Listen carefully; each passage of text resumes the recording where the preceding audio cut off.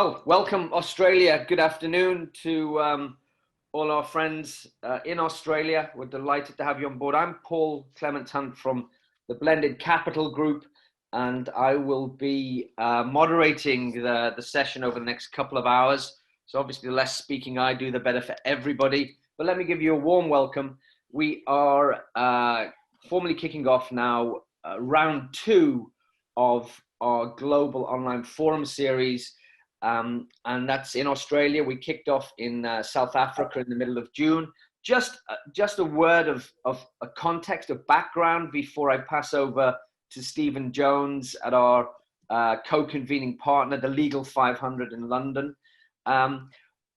Context is that this forum really came out of work that the Blended Capital Group did with the United Nations in South Africa very early on in the pandemic. And that work was working with the UN there to help them roll out a flash appeal for $136 million to help the South African government in its response.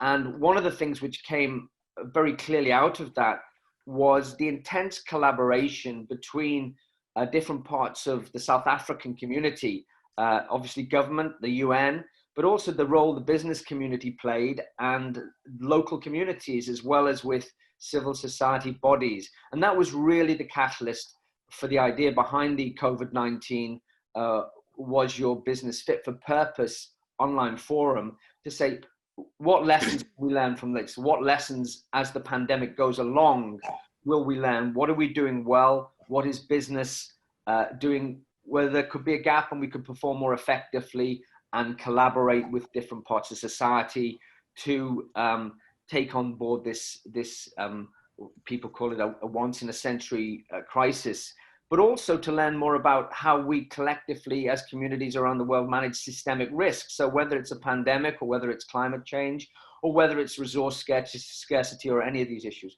that's the catalyst for these online forums. We started in South Africa for that reason. We've bounced east, and over the next few months, we'll follow the arc of the pandemic: Japan, China, Korea, Middle East, India, Geneva, London, and we will end in Brazil towards the end of the year. So we're delighted to have you. We're trying to create a global community. As I say, we've got a wonderful speaking panel, and I'm going to hand over to Stephen Jones from the Legal 500 for some brief comments, and then we'll jump straight into it, and I will introduce the speakers for panel 1. This will be a dynamic conversation. It's not a series of presentations, and I'm a rather renegade moderator. So if I roll in some surprises, that's my thrill and your challenge. So Stephen Jones, Legal 500.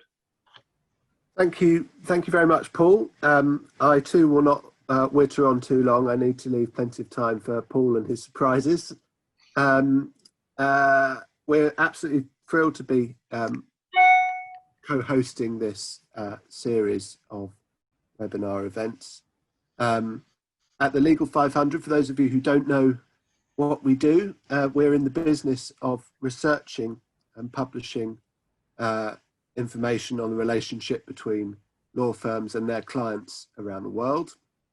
We're currently in the throes of researching our Asia Pacific edition, which will include coverage of the Australian legal market, all free for everyone to read at legal500.com when it comes out. But really what we've found over the last few months, I guess, is law firms increasingly seeking to position themselves as agents who can mitigate and manage the chaos that may be happening for their clients. It's a very different relationship that has been pushed upon them by this pandemic.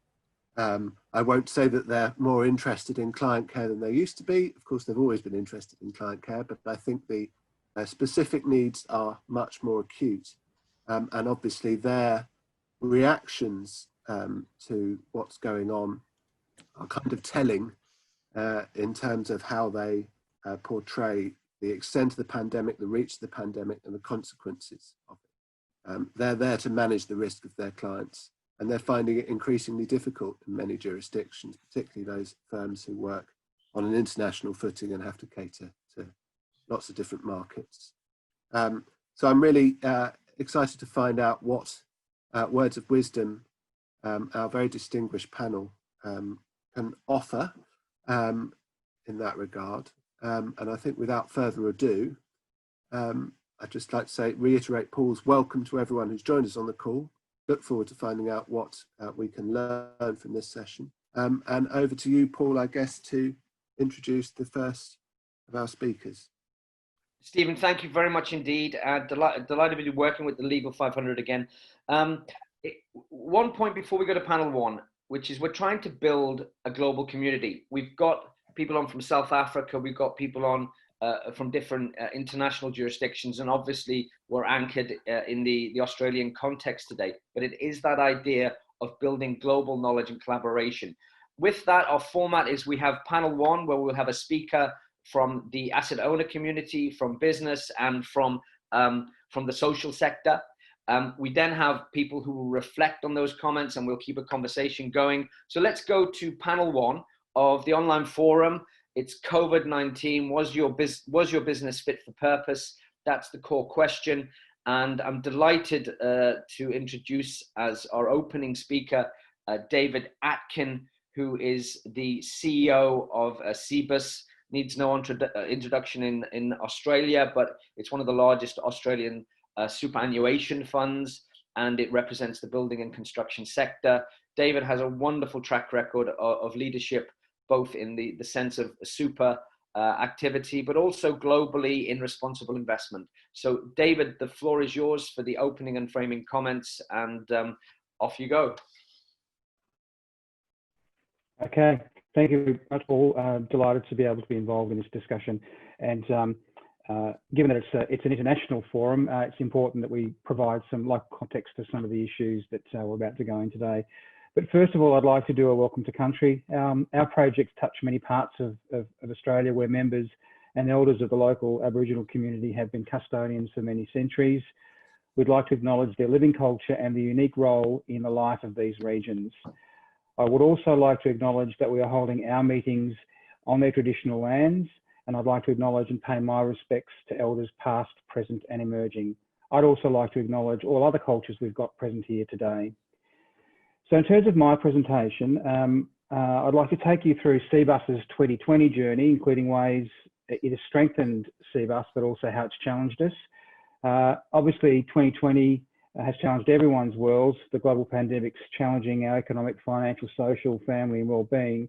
And in Australia, we've faced the pandemic and unprecedented economic conditions just after the catastrophic bushfires. So it really has tested the resilience of the nation as a consequence. I'd like to reflect on how the integrated thinking and reporting processes have enabled us to respond more effectively to COVID-19 and ensure we're doing everything we can to support our members through this challenging time, and to also provide a positive narrative for our members and stakeholders about the fund's future role in the nation's road to recovery. Our road to recovery framework greatly improves the value we create for our members and stakeholders over the long term, and it's particularly useful for CBUS as long-term owners of assets to think about how we are going to play that role. So first of all, in terms of some background about CBUS, Australia's retirement income system was created in the late 1980s, initially through, or mid-1980s, initially through industrial campaigns led by unions.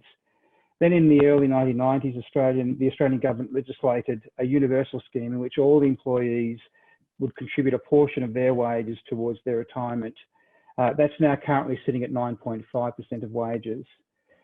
CBUS was in fact the first industry fund and was set up by the building trade unions and employers in 1984.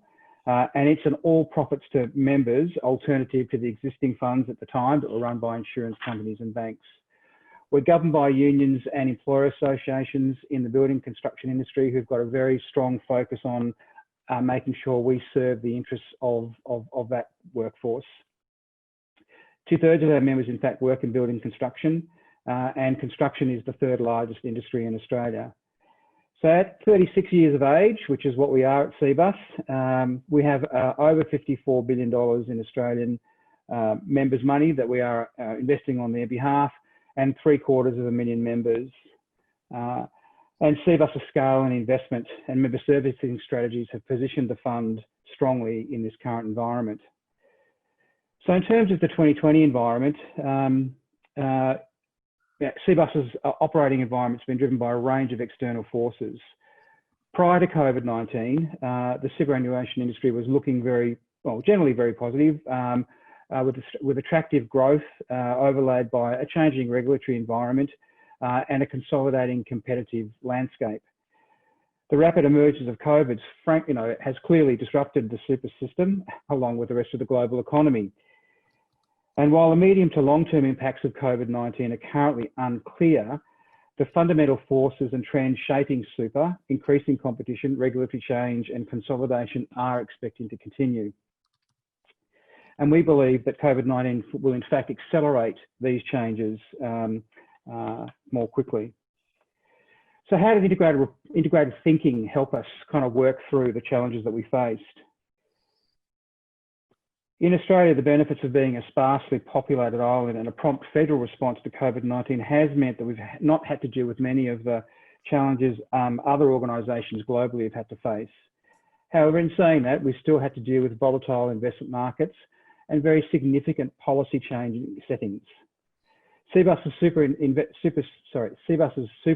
options have closed a volatile financial year with a 1 year return in positive territory, which frankly at the end of June didn't seem possible when in March we were -8. So we were very pleased with that result. The conditions were unprecedented and the results show the value of a well-constructed, diversified investment portfolio that's able to deliver during volatile times. In the space of 30 years of super in Australia, Australia has become a sophisticated global investor and owners of considerable market insight and intellectual property. But it has been challenging for our members. Even though some of the work has continued in the construction industry, our members have felt the economic impact of COVID through reduced working hours or projects being put on hold. And frankly, the next 6 months does not look very promising, with forward contracts looking very slim. In the state of Victoria, where I live, where CBUS is headquartered, it has the strictest lockdowns in the country following the second outbreak, severely curtailing building and construction activity. As part of its economic response to COVID, the federal government announced in March that Australians would be able to access their retirement savings early to ward off financial hardship based on a self-assessment criteria. And what that meant was members could apply for early access to 2 tranches of their savings, two tranches of $10,000 each. Now, this was announced in March, and we had to make this operable by April. Not a lot of time. This needed a prompt response from the fund in terms of managing the liquidity impact on our investment portfolios, understanding the financial impacts of the fund due to the loss of members and revenue, operational impacts in terms of facilitating a huge and unexpected volume of member redemptions, and a concise multi-channel communications exercise to support sound member decision-making. So far, we've had almost 165,000 members requesting early release payments, which has represented almost $2 billion funds under management from the fund, with several months yet for the program to run still. And while super funds still ready to play their part in assisting members during this crisis, we do have concerns about members withdrawing early and the impact that would have on their retirement expectations or their ability to achieve a comfortable retirement. Relaxation of access to retirement funds, given the open parameters, does frankly throw into question the efficacy of the scheme, rating a system that's based on universality and a preservation age. So the longer term impacts are concerning, and it's frankly more of an impact on our younger members who've drained and emptied their accounts. This scheme will set them back. Now, we believe the capabilities developed as we've matured our application of the integrated reporting framework greatly improved our response to the federal government scheme. Some key examples of that was that we were able to bring cross-functional teams together to problem solve, to quickly synthesize insights from external stakeholders and understand what material for members was needed and we're able to connect the dots to provide a strategic response. And some of that included a crisis management committee being brought together, which was a real-life operating example of integrated thinking, strategy and execution. The rapid way the team came together, found a rhythm to respond to the crisis and adapt as necessary, has demonstrated that it can be done. The challenge for our fund was to ensure we proceeded in a way which we've started and not lose the integration when people were returning to business as usual. The CMT had people from looking at the investments impacts, the people impacts, the operational issues, and the need to respond to a rapid and evolving regulatory change. And so a couple of examples of the CCT's work around integration was the cross-channel communication throughout the immediate crisis period and beyond. And this ensured synergy and consistency across our messaging to all of our key stakeholders. This also illustrated the maturity of our internal investment team and its capacity to respond with agility and a holistic understanding of our whole portfolio, which has been a great advantage, allowing us to not only navigate the challenging financial markets and regulatory changes, but in a position to invest counter-cyclically and provide much needed capital for our economy. Another example of how we mobilised was, and in assisting our members, was to keep the actual construction industry open. So we worked closely with our sponsoring organisations, including Workers' Entitlement Schemes, IncoLink, to sponsor mobile coronavirus testing at construction sites in Victoria and Tasmania. And the COVID bus went around to work sites and have done 17,000 tests to enable the industry to keep working, which was a really good example of collaboration in our sector. Another has been around the road to recovery, which I talked about earlier, the framework we developed there. As the crisis subsides, and CBUS and the construction industry will be at the heart of economic recovery. Through our investments, CBUS will play a role in the rebuilding of the economy while also creating jobs for our members. We believe our investments will contribute to the creation of around 100,000 jobs through the recovery process. We think we'll be a highly valuable contributor through strategic long-term investments that will deliver jobs and economic activity now and build our members' retirement balances for the future. In terms of one of the questions that Paul set us, which was that, how Australian business is coping.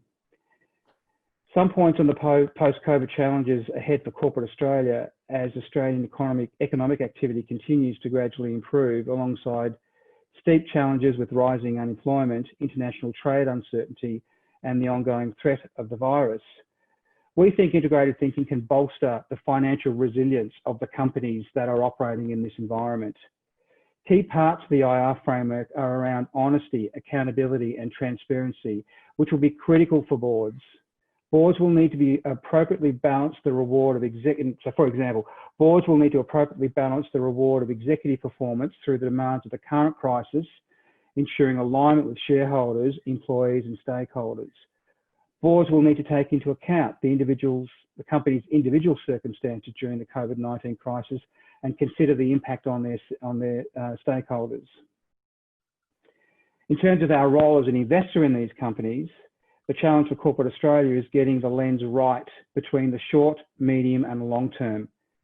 There's a risk here that everyone goes short term, and frankly, that's what the government's early release policy was. But you can't lose sight of what the longer term impacts will be on policy change. Otherwise, frankly, you're robbing Peter to pay Paul. The ability to fund yourself out of the pressure we're in will be impacted on how much capital there is available to asset owners.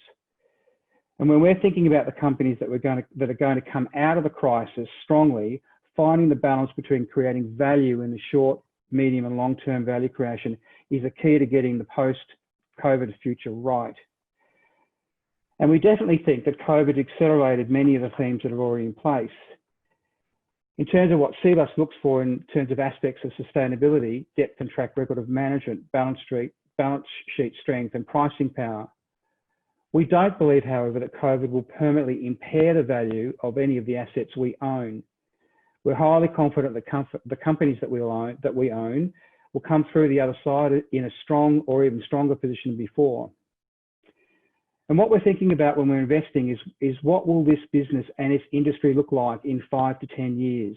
How is this company investing in the core capabilities during the environment, including increasing or decreasing R&D, supporting employees, being respectful or meeting social expectations of external stakeholders? What we watch for in companies we invest in is, irrespective of the external environment we're in, and we will continue to have a focus on the core aspects when considering a company that we invest in, includes aspects like quality, sustainability, depth of track record of management, balance sheet strength, and pricing power. Businesses such as Microsoft, MasterCard, and Alibaba have all been able to both support the functioning of the global economy and improve their competitive position during the crisis. These are companies we've invested in. Microsoft's software has enabled millions of people to work and learn from home. MasterCard and Visa have worked with online and offline retailers to enable contactless and fast payments. Alibaba and Amazon have invested significant amounts of capital to enable consumers to access the goods they need safely online. Just as important, however, is that COVID has provided us with the opportunity to support and invest greater amounts of capital in some very high quality businesses that have seen both their operations and also valuations impacted by the closure of the global economy. The financial sector, in our view, must be collaborative on how it can play a proactive role in providing and directing capital to address sustainability and climate change, the need for which will be exacerbated by COVID. So to summarise, Paul, we believe our early adoption of the integrated reporting placed us at a significant advantage in meeting the new regulatory and fiduciary obligations. We met the obligations, yet in the national socio-economic context, we must ensure that we don't undermine the architecture of the long-term retirement saving goals to deal with the here and now. The pandemic is causing unequal impacts across the demographics, and it's unfair to burden one cohort over another and to have young workers fund their way out of COVID. CBUS is ambitious about what we are yet to achieve in future years as we play our role in Australia's economic rebuilding, and COVID challenges have strengthened CBUS's application of various principles of integrated reporting, events making IR even more valuable. And if a crisis is the ultimate test of the organisation's strategy, culture and operations, we feel that CBUS has been able to navigate the uncertainty of COVID-19 and continue to focus on long-term value creation for our members without faltering. So I'll stop there, Paul. I've probably gone on a little longer than you wanted, but when I thought about your questions that you were asking us, that was the story that I wanted to take you through. David, I mean, just brilliant opening comments, and thank you for framing them like that. Let me come straight back at you with one wraparound question, which I think speaks maybe to across the forum, which is, I mean, you know, we look back over the last 12 years for CBUS as a universal asset owner and a major player in the Australian and the global economy. Global financial crisis, the bushfires that you mentioned, the C-19 pandemic, and then wrap around that, let's call it volatile geopolitics. And I do want to put out there, not for you specifically, but for the broader group, and not to overemphasize it, the stance Australia took with the World Health Organization asking for an independent inquiry, and the tensions which have arisen with your major trading or one of your major trading partners, China, which I see in some ways as a reflection of the volatile geopolitics. So global financial crisis, bushfires, pandemic, climate change around the back, volatile geopolitics. I am a youngish member of CBUS, and as you said, that quadrant is going to be unduly affected. They've gone into their savings earlier. The key message for someone putting money away over the next 30, 40 years into CBUS and the context that I've described, that could come across as just plain scary. And if you really thought about it. So it sounds as though CBUS have done a wonderful job, but if you translate integrated reporting into a very simple recipe, what reassurance can you give your members in terms of saying, no, we've got it, these issues are coming along, we understand systemic risk, and short-term investment? That was a very long question. Forgive me for it. Thank you. No, I'm happy to. I'm up. Hopefully, I'm up for the challenge to answer that question, which there was a lot in it.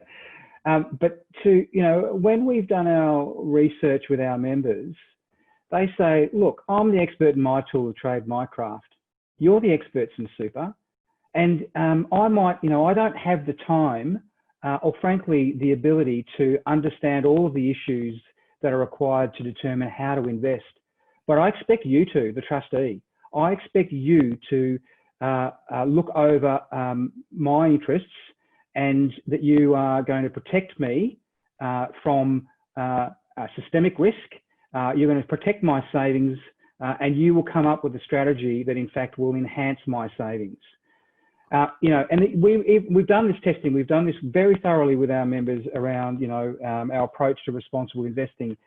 Members who might even be climate change skeptics say, that might be the case, but I'd expect you to get across the science, and I expect you to understand how this might impact. The other thing our members are very practical people. They build things. They understand what shortcuts mean. They understand when you have poor health and safety, what that means. They understand when you build a poor product, how that then is a fool's game.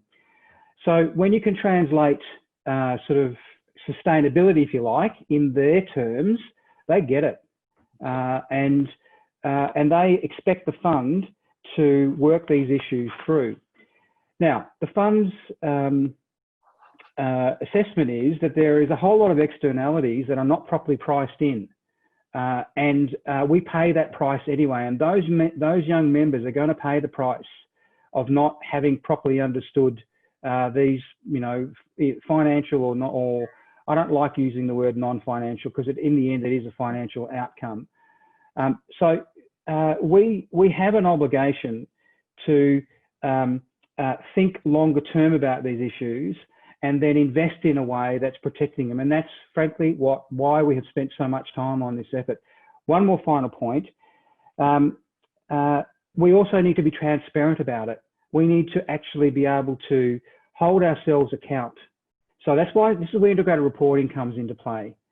Integrated reporting requires you to think about long-term value creation and how you are then going to go about serving the needs of your stakeholders. So you have to, and how you're going to hold yourselves accountable, and how you're going to be transparent about it. And that creates trust in your stakeholders if you are doing that in a open and honest way, and you are also really holding yourselves accountable to the claims that you make. We may perhaps can get onto this conversation later, but I think this is what the finance industry is facing, is that sustainability is the flavour of the month. There's all sorts of people making claims around what their organisations are doing. What we risk is greenwashing if we aren't able to substantiate how you've actually integrated that into the DNA of your organisation, and creating a transparency about how you're going about, truly integrating it into your business approach. David, I've said too much there. Brilliant. And there's a lot to pick up on. We'll come back to that. Without further ado, I'm going to go into what we've framed as the business input to panel one, which is I'm delighted to welcome Alison Holloway, who's the CEO of SGS Economics and Planning, is on the committee for Sydney Planning Task Force, you co-chair that, Alison, and the University of South Wales City Futures Research Centre Advisory Committee. You've got lots of hats. You're a busy person. It's a huge agenda. We'd love your comments. And as we go to you, I'd encourage participants to use the chat function to flag questions, and we'll pick that up as we go along. But Alison, the floor is yours. And again, with thanks to David for a dynamic and energetic start. Alison. Thank you, Paul. I'm really pleased to join this conversation today. And I might just correct you there. It's the New South Wales University, not South Wales. Thank you very much, and apologies. Similar landscapes, that's all right. Yeah. And thank you, David, for kicking us off. I really appreciated your reflections, in particular around the timeframes of our response and thinking about the longer term impacts of some short-term decisions. and can really resonate with some of the things you spoke about with integrated reporting and transparency. And there's some similar themes in what I'll talk about. But as I begin, I too would like to acknowledge the traditional custodians of the land that I'm speaking to you from today, and that's the Gadigal people of the Eora Nation. And as we come together from many places, I'd like to acknowledge the traditional owners and custodians of all lands that each of you are working from today, and extend that respect to other Aboriginal and Torres Strait Islanders who are present here today. So I'd like to share with you today across two themes. So the first is in direct response to the question, was your company fit for purpose to handle COVID-19? And share some experiences from the business that I'm Chief Executive of, SGS Economics and Planning. And secondly, I'll speak to some of the broader impacts on business and communities and economies, and what this can mean for our cities and regions, and draw out some of the implications for the future of these places and for future investment as well. So firstly, to the experience of our business. So the quick answer to the question is yes. So while we certainly didn't anticipate a pandemic, we had the governance, the structure, the culture, and the team in place to successfully navigate a response. Well, so far it's been successful anyway, and you know, the next 12 to 24 months still contains much uncertainty about what's ahead in the Australian context. But I'll start by introducing a bit of context on who we are and what we do, because I think that's quite critical to why we were fit for purpose for the response. The purpose of our business is to shape policy and investment decisions to achieve sustainable places, communities, and economies. And we're a team that's passionate about how cities and regions work. So what's actually happening in our environment is key to our work. So being able to think about COVID and the response in a public policy sense was key to our response as a business sitting within that. So we work with governments, business, and the not-for-profit sector nationally in Australia and in New Zealand as well. And we see our work as in the public interest. And quite simply, we define that as aligning with the achievement of the UN Sustainable Development Goals and considering ESG factors. We offer services across understanding place, communities, and economies. So using historical data and generating forecasts, both over the short, medium, and longer term. We're interested in around shaping the future. So we work across policy and strategy for a more sustainable future. And we do a lot of work in assessing what works. So that brings together our strong economic and social impact and evaluation skills to understand socially responsible investment. And we do this with a strong approach to learn and share knowledge by working collaboratively. Now, key to our response is also the fact that we're an Australian employee-owned company. So our shareholders are our employees. And this year we celebrate 30 years in business. We've set up a professional board with 2 non-executive directors, 3 executive directors joined from our partners, and 1 director elected from all shareholders. So we're really able to bring in the understanding from within our team with external advice and really have that diversity in those perspectives in our board. About half of our national team is in Melbourne, so currently midway through a 6-week second round of lockdown. And it's really tough on the team, and no doubt at the moment we're seeing a hit on productivity. The final thing in understanding who we are is that we're a certified B Corp company. So B Corps are companies that use the power of business to solve social and environmental problems and set quite high standards around social and environmental performance, and have those transparently, checked and reported on as well. So one of the big advantages that we had in this response is that we are a business that was able to continue to work from home, and there's not a day goes by that we're not grateful for that fact, because there's so much of the economy and businesses that were hit hard due to public health orders that actually stopped activities. So the fact that we were set up and already had flexible work arrangements meant that that was quite easy for us. And in fact, quite early in March, we planned to have a test day of having the whole team working from home, just to make sure we had the IT in place and the systems in place. And that test day very quickly became day 1, and we've all been working from home ever since. So there's probably, you know, 3 things that I would like to highlight around specific to SGS and what made our response successful. We've got a clear clarity on purpose and values and a strong team culture. So we already worked to an everyday flexibility process and had IT systems in place. And that clarity of purpose, thinking about the future of our cities and regions, really, you know, got the team focused about what we could do to support our clients through what was happening. The second is that our shareholders are our employees. So we were able to focus on shareholder needs by bringing the focus to our team, putting our team's safety first and about working as one team. And we set some principles up quite clearly about our response to COVID. And that included things like working as one team and sharing the burden across the team. So, you know, not cutting our team by 20% to reduce employee costs, but sharing that shift across the team to maintain our team in place over this period of uncertainty. It also meant there was a big focus on supporting team wellbeing. So I think there's real value in employee ownership and a cooperative model in our successful response. And I'm really interested in exploring that further in the role of business going forward. There was also a big focus around transparency, consistency, and proactive engagement and communication with our team, but also with our clients. We prepared our own response plan with stages for action and clear indicators that would trigger moving to another stage for our team. And that included being quite clear up front that we wouldn't be declaring any dividends for this financial year. And that was about focusing on the longer term health of the company for our shareholders and our clients, not on short-term gain. And so we were readily able to do that with our governance structure and the fact that our partner-based structure as well. We introduced some quite simple things that were quite empowering for our team, and that included providing all team members with 2 weeks COVID sick leave.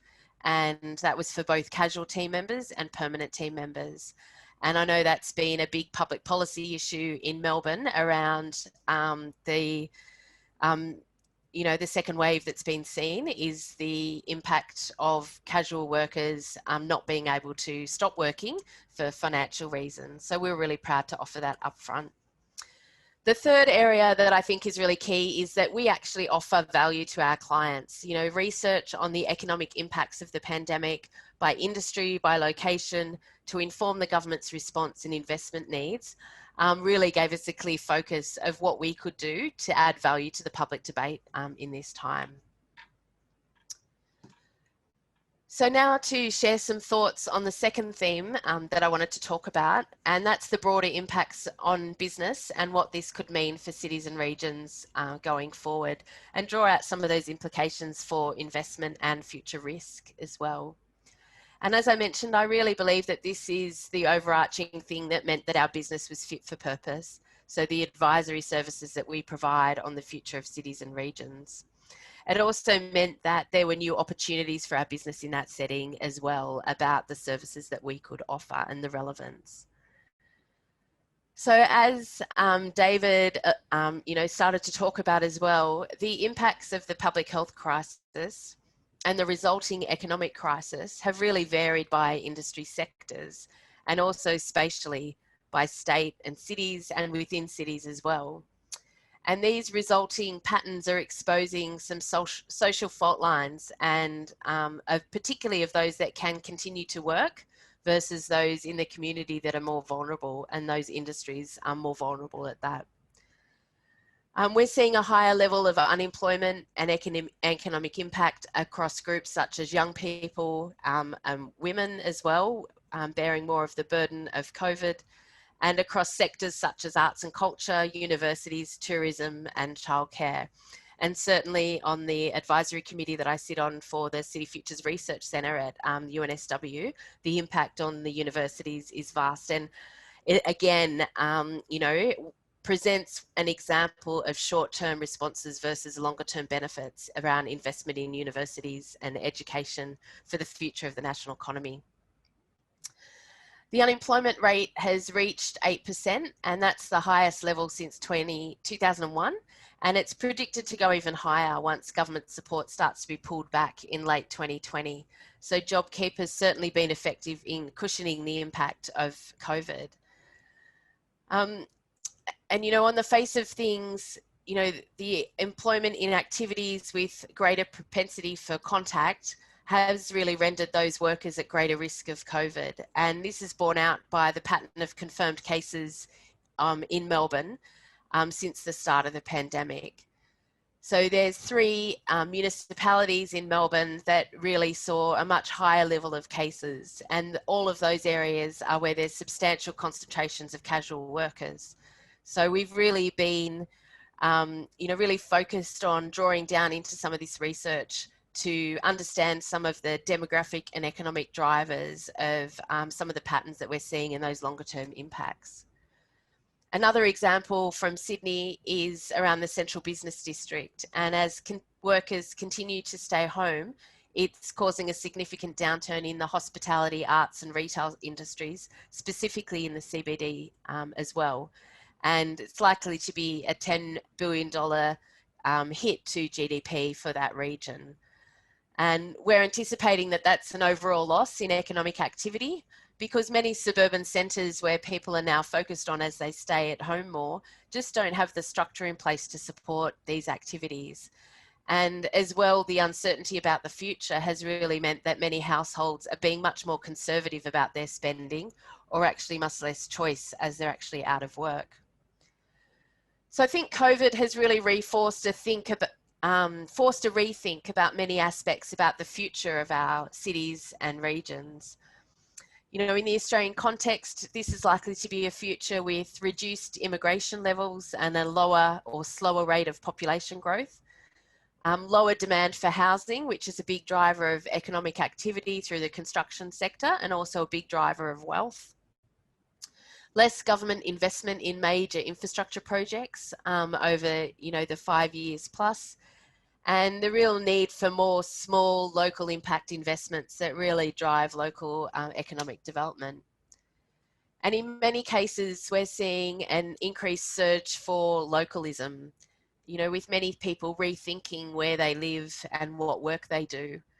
And this renewed focus really calls for a real focus around investing in local communities. And we're seeing this in New South Wales, in particular with the focus of the New South Wales government on public places, on walking and cycling, and really reprioritising some of their investments. It also presents opportunities for business looking at local supply chains and reducing future risk. And we've certainly seen an uptick in industrial lands markets and interest in what's happening in the industrial lands within our cities as well, and thinking about a new future for some of those spaces.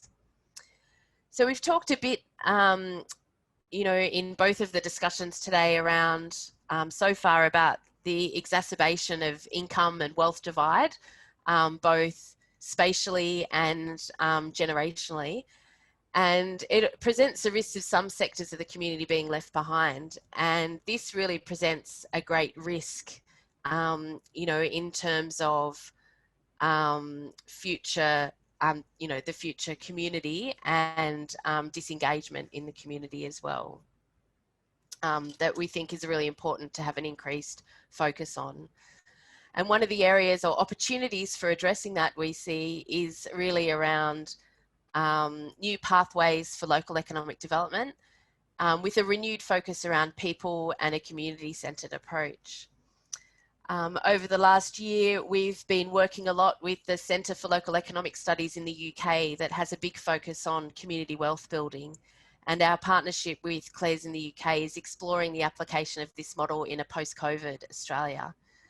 And there's 5 linked pillars to community wealth building. And for the benefit of time, I'll briefly just talk to those to wrap up in thinking about a future model for post-COVID Australia. So the first one is around a socially virtuous procurement of goods and services, and the anchor institutions have a key role in that. And they're our major entities such as councils, hospitals and universities in towns and cities. And we've recently seen a call out by IFM investors that seeks to better allocate risk and more transparency in procurement and delivery. And this is about potentially breaking up major projects into smaller packages, which would enable mid-tier contractors to be involved in that bidding process and stimulate more local job creation as well. So that's a really interesting space that we think has a lot of potential. The second is around ensuring employment practices and wages paid by these anchor institutions and their suppliers are fair and provide opportunities for disadvantaged workers and communities. And there's certainly some fault lines from COVID that I think could be addressed by these anchor institutions. The third is around using land and property of anchor institutions for positive community outcomes. And we're seeing a lot of that already through portfolio-based assessments around where land could be used for greater purpose. The fourth is around harnessing wealth and savings for local community and economic benefits. And finally, it's around encouraging plural and more democratic models of business ownership that build wealth that stays in local communities. And I like to think that our company structure at SGS about an employee-owned cooperative model can provide a good case study of what they could look like as well. So I'm looking forward to the rest of discussion today, Paul, to further discuss these issues. And I really think that the uncertainty ahead presents significant challenges, but a real opportunity for us to rethink the future of our cities and regions and the role of business in sustainable development as well. So as you've highlighted, there's lots of lessons, but I think it's quite exciting to bring together those and forums such as this that bring together the understanding from responsible investment, from legal professions, from economics and public policy to start to draw these out is a really important network to build globally. So thank you for hosting these discussions.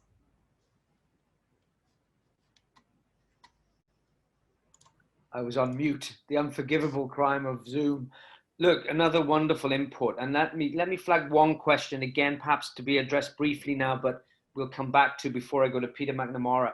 I mean, within your presentation, there are so many contradictory elements in terms of the plus side of what's possible and the reality, as you say, 8% unemployment.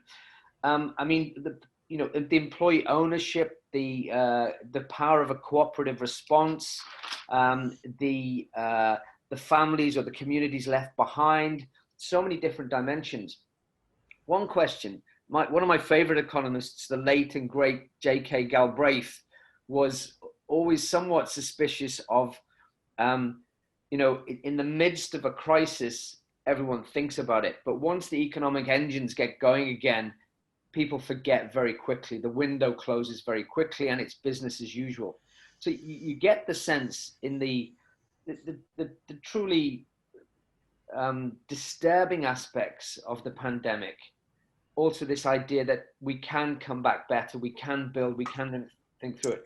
For your clients looking ahead, and I'm not saying if you're a betting lady or not, but that balance between, yes, we can recreate, we can come back better, we can be a cohesive community, or no, there is the danger we slip back. What's your punt ahead for your clients in terms of what side of the balance should they take? Because it's a huge factor. Again, slightly long question, but your brief response would be appreciated. Yeah, absolutely, Paul. Look, I mean, there's also the great saying, never waste a crisis, right? So there's a real opportunity here. And I think we need to be having these conversations early to really set the agenda for what's next, because the reality is that governments are wanting to invest to, push back the damage as much as possible. And there's a real role to make sure that that's well directed.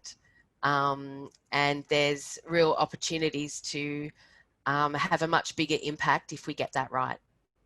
Alison, thank you. And look, one of your phrases was a beautiful bridge to Peter McNamara in terms of, you mentioned exposing social fault lines. So with that, let me cross over to Peter, who we've got down as representing the public service, perhaps the social side.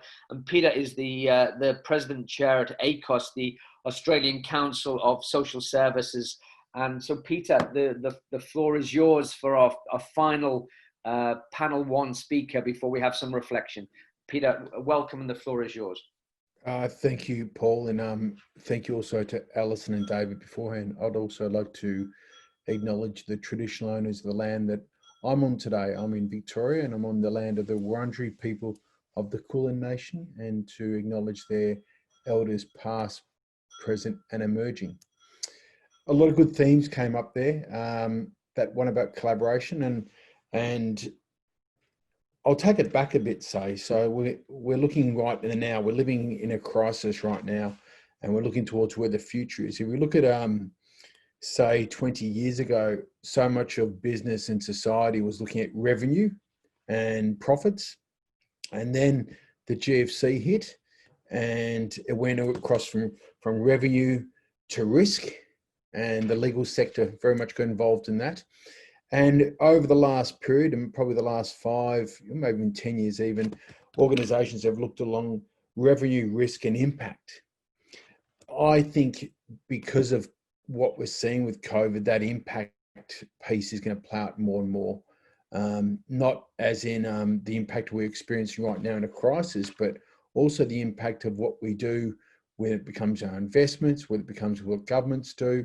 And I hope that within that impact piece is that collaboration, because things won't be the same again.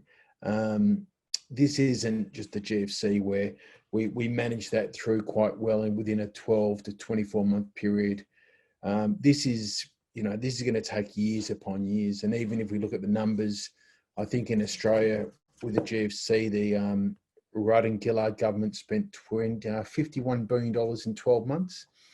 The Reserve Bank of Australia forecasts will be spending about $500 billion over the next 4 or 5 years. That's just an Australian perspective. Internationally, the guesstimates are anywhere from 17 trillion to 35 trillion, because we don't know yet. So on that theme of we don't know, like the bushfire analogy, we're still in the crisis mode, and there's a huge difference between crisis mode and the rebuild mode. While we want to plan for the rebuild, we're still in, and being in Victoria here and actually living in one of the suburbs that went deep into lockdown early, we still have a long way to go. And so I think the piece within that about governments, within corporates, within the community sector is we're definitely all in this together, and we have a piece to play together. Whether we can play well together, whether we can partner well or collaborate, that's going to be challenging. But if we're going to get through it and improve our systems and not waste a crisis, as Alison said, we're going to have to collaborate really well. So to give you some context about what we're seeing from a social perspective and what we're seeing in the non-for-profit sector. So the non-for-profit sector employs about 1.3 million people in Australia. It's estimated within our own sector that there may be up to 200,000 job losses over the next 12 months, which is a huge impact because the non-for-profit sector very much does the some of the webbing stuff within society. Unfortunately, some of the stuff we do is the mopping up of the mess. Now, if we don't have the people there doing it, who is going to do it? What we're seeing is more and more during the crisis stage, people are coming in with complex needs. We know that mental health has risen to the surface, as it's always been there, but there's been more pressure and anxiety around that. How that plays out, who's there to support if we don't have a strong non-for-profit sector. We also know that because of the causal effect of inequality in systems, that currently we have about 2.3 million people living in poverty or on the job seeker payment right now, which is like the old welfare benefit. You may be more familiar in the UK with that. We're looking at 2.3 million people on that. And within that, there's another 1 million children of the families on that. Depending on what happens over the next 6 months, 12 months, that could reach up towards 3 million people unemployed within Australia with complex needs, with demands, which will filter down to the community sector. So the cliff isn't just grave and severe. It's actually something we're living through now. If we don't have the support mechanisms around that, if we don't have the right payments, whether it be a welfare payment, which we call the job seeker payment, which the Morrison government, rightly so, increased significantly. If we don't ensure that is adequate and permanent, so people can bounce back, so people can rebuild, so people can pay for the essentials, food, rent, heating, overeating, those decisions that they're forced to every day. If we can't have the basics of that, we're going to have a long-term issue when it comes to societal issues, not just economic. So there is a moment in time. The government's still looking within Australia. They're doing a lot of kite raising, just checking the environment, what they should or shouldn't do. There's an opportunity we have right now where they're fixing some of the structural systems. And unemployment structural problem we can address and we can fix, and it is being fixed hopefully right now. We just urge the government to land on that and land on a permanent adequate increase. The other challenges or concerns I see is that during this crisis, there hasn't been enough focus from government on some of the areas I think was touched on earlier by both David and Alison. One is housing, social or affordable housing. If there's ever a time where you can invest in something that would have a filter effect and a trickle effect throughout the economy, is social housing. It's estimated in Australia. You could address that many ways with investment from government. You could address it through changes towards the tax system or subsidies, and I won't touch on David's area, but you could have superannuation funds invest in that through that opportunity. We have a chance to fix something that's a huge social need. Now it's not just actually the social housing, you get someone a home, but smart housing. What if you build houses that are not just energy efficient, but are tech efficient, so people can rebuild, so they can get a job? So we have this amazing opportunity. Now, where the government's looking at spending $500 billion, where I think they've spent up to, over the next period, I think, of GDP, 3.3%, 6% next year. To fix housing and affordable housing is an amazing opportunity. Amazing. Within that, you address a lot of climate issues as well when it comes to energy. So the challenge is we do have some politicking going on, unfortunately. We really do, and that's the sad bit. And what is challenging with this is slogans won't fix this. Telling the community we're going to snap back. Telling the community the best form of welfare is a job. Telling the community we're all in this together, then pushing between states when we're playing the politics game, will not fix this issue.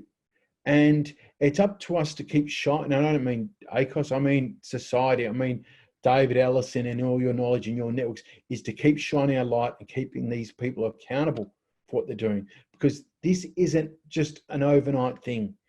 I mean, 6 months ago, and for those who aren't within Australia, one of the first statements we heard from one of our leader of our country was that we're going to snap back by September. If we snap back within 2 years, I think we'd say that's a good return. This is you've said earlier, Paul, this is a once in 100-year situation. This is extraordinary. It's not an election cycle. It's not a financial year cycle that's going to fix it. This needs deep, considerable investment, and it needs deep, considerable investment from government. And I mean federal and states. It needs some freeing up of legislation so you can get sectors to invest, whether it be the superannuation sector and social housing, whether it be looking at the non-for-profit sector, and not just saying, well, we need to offer finance to non-for-profit sectors. We need to look at how they're going to raise revenue. JB Weir forecasts that over the next 2 years, philanthropy may drop by 20%. Governments are allocating a lot of money out the door, but they're not going always to the right sources. It's easy to fund the big organizations, but the ones that do the heavy lifting, the ones that are closest to the community, are usually the smaller community agencies. And the challenge is the government aren't looking at that. They're doing the blunt instrument. They're going, it's easy, bang, and then they're going to stage problems. So they play this game between the two. And that's incredibly disappointing, but it's also going to ensure that the issue doesn't go away. I'll give you the example where I am, and David is, we're in Victoria here, and there's a aged care crisis where across the country is about 360 elderly residents of aged care who have died because coronavirus has come through. This is a systems failure here. So what's happened over multiple governments, not just what we call the Liberal Labor governments, we have a systems failure where we've got competitive pricing. Now, competitive pricing might sound good. It might sound like, oh, that's best tender, best price. But competitive pricing, and it's also, I want to context too, this isn't private sector aged care, because it's aged care is both the private sector and the not-for-profit sector. But competitive pricing says that we're going to get the cheapest price for the return we can. So we're going to screw the prices right down. Now, when it comes to vulnerability, when it comes to essential care, you cut those areas, they pay a price on the people in the community. And we've seen that. The casualisation of workforces, the vulnerability, this has to stop. So when you look at things and you look for the nuances, unfortunately, with government and languages, when they talk about, getting the best bang for buck, areas about vulnerability, when you're tightening the screws around vulnerability and the funding towards vulnerability, it will always swing back, always. And a bugbear I have of mine is when it looks at sectors. So we say, well, that's the job of the corporate sector, that's the job of the community sector, that's the job of the government sector. I'm sorry, that's not the case. I live in a community. I want the best for my community where I work in any sector. So what we're going to do is demand that. There are areas that the government should fund and needs to fund, and they can afford to fund. So that plays into another piece. People always go, we can't afford this. Well, we can't afford not to, because it's cost trillions already, or will cost trillions worldwide. But also there's fundamentals. We have a second round tax cuts coming through for individuals that's going to cost $16 billion a year. Now they're going to hit mainly the high income earners who save money. There's no benefit to society that right now of that. You cut those tax cuts straight away that are coming, and you save $16 billion. We don't need tax cuts right now to the rich. So there are ways to pay for this. So whenever everyone says, oh, we can't afford it, yes, we can. And if we don't do it, it's going to cost us even more. So there's a huge opportunity within this, Paul. There's a massive opportunity to get things right, not to waste a crisis, but there's still a huge concern that we have politicking going on. We have the fact that we're not looking at energy. Climate's gone off the agenda. Social housing, wow, what an opportunity we're going to miss if we don't get that right. But we do have an opportunity with at least incomes when it comes to payments, income, because the new face of vulnerability and where we have, it's changed considerably, is that there's more people who are vulnerable who were never vulnerable before. So we're referring to that almost like the new faces of unemployment. The Peter, Marys, the Mohammeds, the families who have never been unemployed before, that are now in their 50s, who are going to find it hard to get a job. What do we do there? We can't forget those who have been long-term. We can't forget those stuck in a system, but we're going to have new people coming into systems that have never been involved in what we call welfare before. How do we support them? So it's going to become even more complex if we don't have a long-term view. We've got to have a long runway with this, and that means governments have to invest considerably. So this whole idea, we're going to, and we won't get the language right now about economic rationalism, but it will start creeping in. We have a budget in October, which will be fine, and we have a budget next May. But at some stage, they're going to say, well, we're going to have to get back to surpluses, as if being in a deficit during a once in 100-year crisis is a bad thing. No, sorry, this isn't normal. So it requires different forms of collaboration. It must be true collaboration. So when I go back to the idea of whether it be revenue, risk, impact, within that has to be the collaboration piece. And we're going to demand it of each other. We have to demand it. So from a board perspective, one of the best forms of governance is transparency. And I think it was David before mentioning about that. Transparency to demand governance, but demand of each other. What are we going to do about it? Who are we going to hold to account, and when are we ready to do it? Because seriously, it's coming. We're right now in a crisis. We've got to plan for the next stage. So there's a huge opportunity to get things right here. But if we don't get them right, it's not going away. It just isn't. It's too severe right now. And what we're seeing on the streets, what we're seeing below the surface, the amount of demand, whether it be food bank, has increased demand by 80%. 80%. That doesn't go away straight away. So there are certain learnings we should have as we go. There are certain things we need to be ready for that I implored the government, and we urge the government, we urge sectors of society to get to the table at, because it won't be a politician who solves this in any way. Now that's probably, I've probably got on my mantle there a bit and maybe rabbited on like an old Melbourne tram a bit, but that's just what I see from a perspective of the community sector, but also the opportunity, but also some of the misses we're seeing with it become climate or housing. Peter, fantastic. And look, we've just passed the hour. There's a rich buffet from the first three speakers of issues that we could focus on. But one that I think connects all speakers is, and it actually goes beyond Australia, is this idea of the casualisation of labour. So let me offer a very quick personal anecdote before we go to Paul Watchman to reflect back on what he's heard from the first panel. And Peter, again, huge thanks for raising the issues.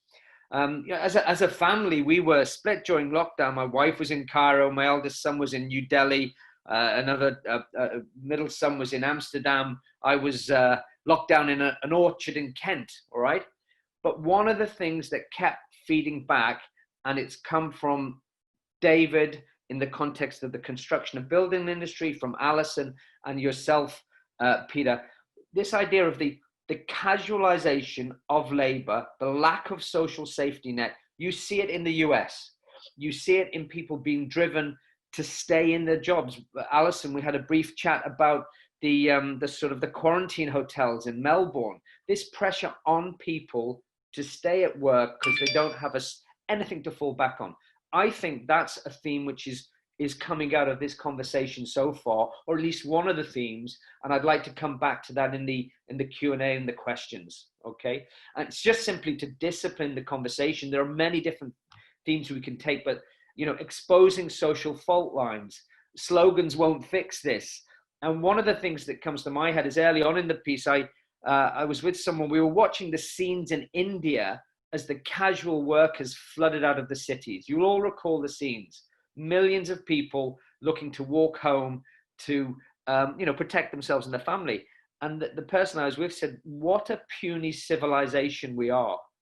Because it is, in some ways, exposed the underbelly of globalization in terms of that removal of the social safety net, or that maybe the social safety net wasn't there. So all I'm saying is let's, going forward, if we can maybe focus on that as one issue and how to address it, that might be a valuable thing without over dictating the conversation. But as I say, the buffet is so rich.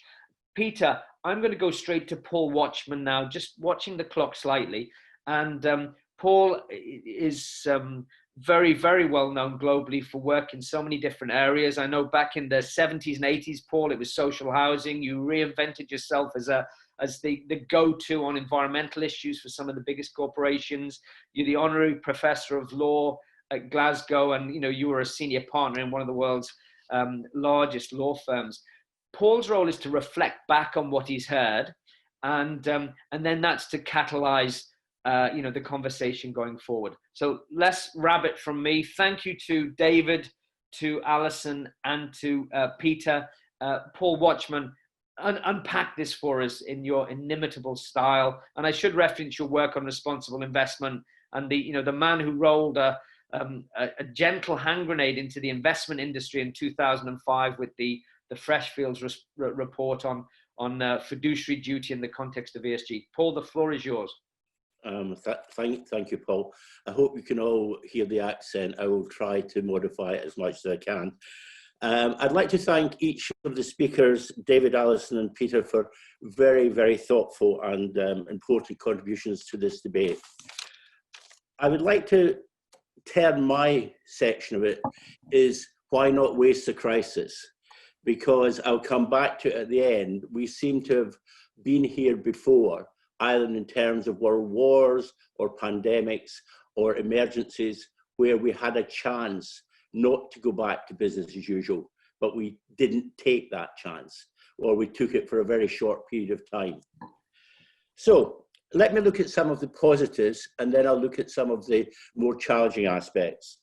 The first positive I see coming out of this, in terms of was your business fit for purpose, is a realization it wasn't.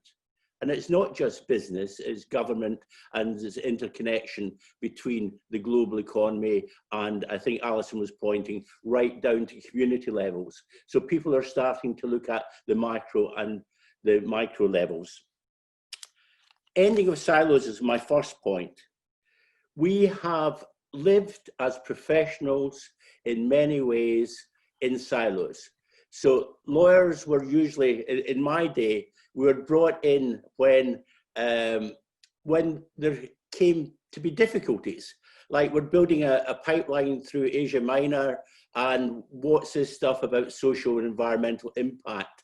What should we be doing? 3-5 years into a project, they'd come to us and say, well, and I would say, well, we wouldn't start from here, would we? And I think one of the important things is to recognize that in terms of many professions, particularly the legal profession, things have changed. I recently was asked by the European Bank of Reconstruction Design and Development, sorry, is me just being bitter, to address the lawyers on being a lawyer in the 21st century. And they clearly see that they need to break out of the silos. And I think that's one of the things that's been a positive in the last 10 years.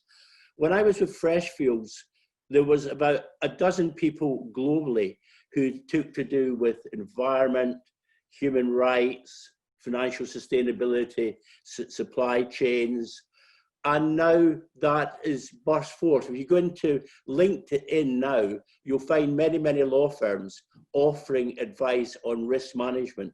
And I think that's another difference for the legal profession. They've moved away from firefighting to fire management, to fire safety. So they're being involved with their clients' business in a different way. Integrated thinking, I think, is another useful and helpful outcome, that we do start to think of things in a wider context rather than just the narrow context of legal liabilities. We look at reputation, we look at governance, and we look at the impact of poor governance on companies which have lost great sums of money.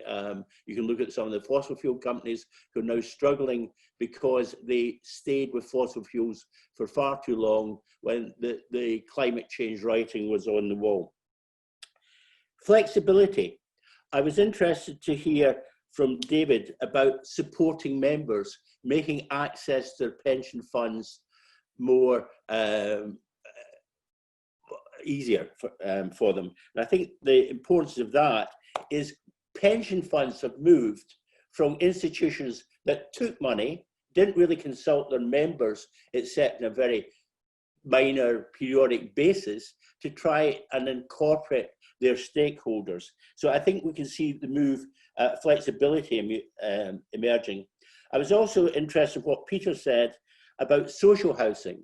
And social housing is absolutely essential, because we have to recognize not only that the poor are always with us, but there's ineffective demand. So it's no use hoping for the private rented sector or owner occupation to sweep up a sector of society like casual workers who actually require proper housing. And that feeds into health, it feeds into mental health, physical health, and issues like overcrowding and the spread of disease, as we've already mentioned, in terms of casual workers who cannot afford not to go to work. I think another bonus has been a greater emphasis on transparency and accountability.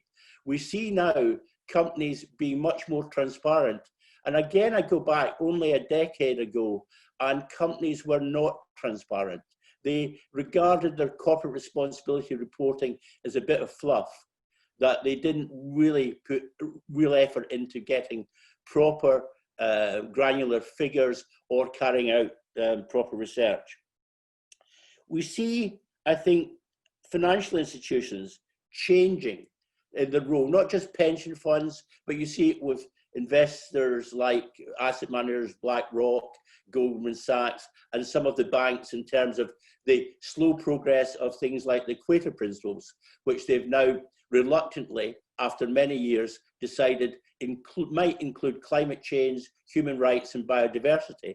Why that wasn't there 10, 15 years ago is because of our reluctance to address problems. So we can see this changing. Now, do we have an acceleration of a trend, or do we have a genuine paradigm shift? And I'll come back to that at the end. The paradigm shift may be happening, but it can be easily reversed, as we've seen in a number of other crises. I also would like to point to the external influence and the work's done by the UN Sustainability Goals, by the UN in terms of human rights, in their support of the ESG integration projects, and also belatedly, I have to say, the European community has started to play in Europe a much larger role in changing the landscape so that there is more transparency, there's more accountability. Having said these relatively good things, I want to look at some of the challenges, because I think perhaps we underestimate the conflicts that we have. Working from home is a very good thing, but it does have impacts on the people who work at home. And it does have impacts on their family. It has impacts on transportation. It has impacts on businesses that are based in city centres. And we have to think now about the impact on commercial property. There will be many offices in London that will be unlettable. These huge offices where you had floors and floors of bankers and lawyers, etc. It's not happening. And if it is happening, it's not happening in London. We can see with a number of legal firms who've put not only their back office, but their entire operation, minus a few people in London, up into the Midlands, up into Scotland, into areas where they can get good lawyers at a cheaper price and also a better lifestyle without the commuting back and forward to London.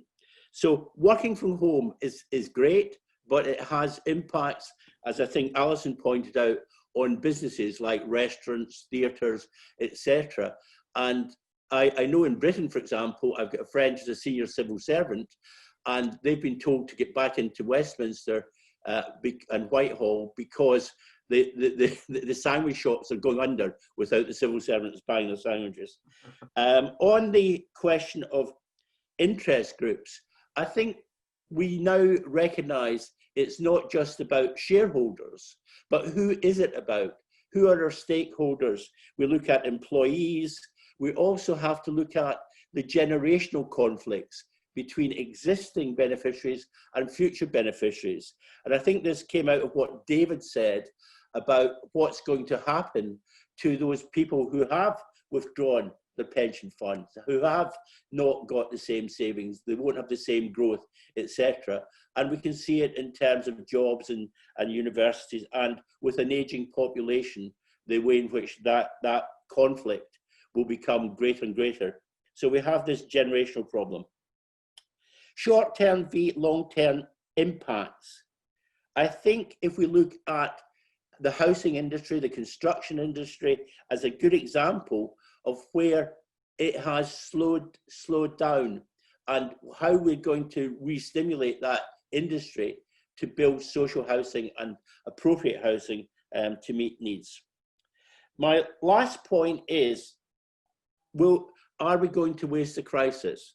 And when people were talking, I've been doing some research recently about after the First World War, when Lloyd George and others promoted the idea of Britain becoming a land fit for heroes, a promise that they made in the 1918 election and then dumped within a year or two because they decided that they would go back to business as usual.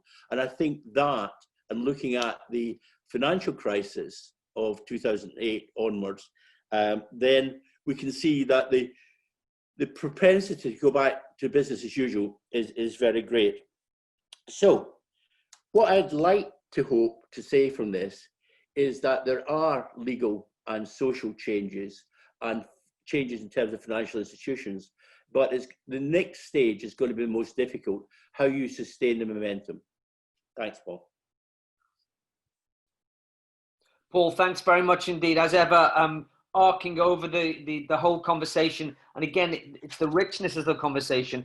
Let me throw out a question which we've had in from Martin Letts, who's at the committee for Melbourne. I'm sure many of the Australian participants know Martin. Sorry, not Martin. Martin Letts, and it relates to the importance of public-private sector plans to work together in the future. But the question has been preloaded from a commentary by Paul Kelly in today's Australian. And just let me read something that Martin flags very briefly.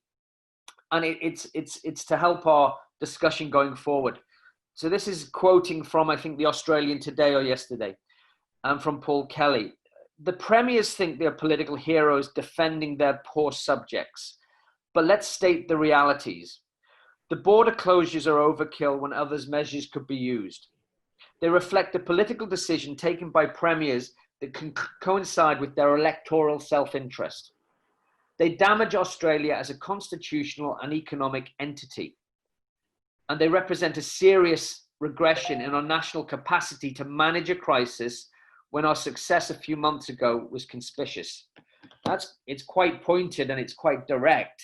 And it would speak to, I think, perhaps a polarized position in terms of public-private.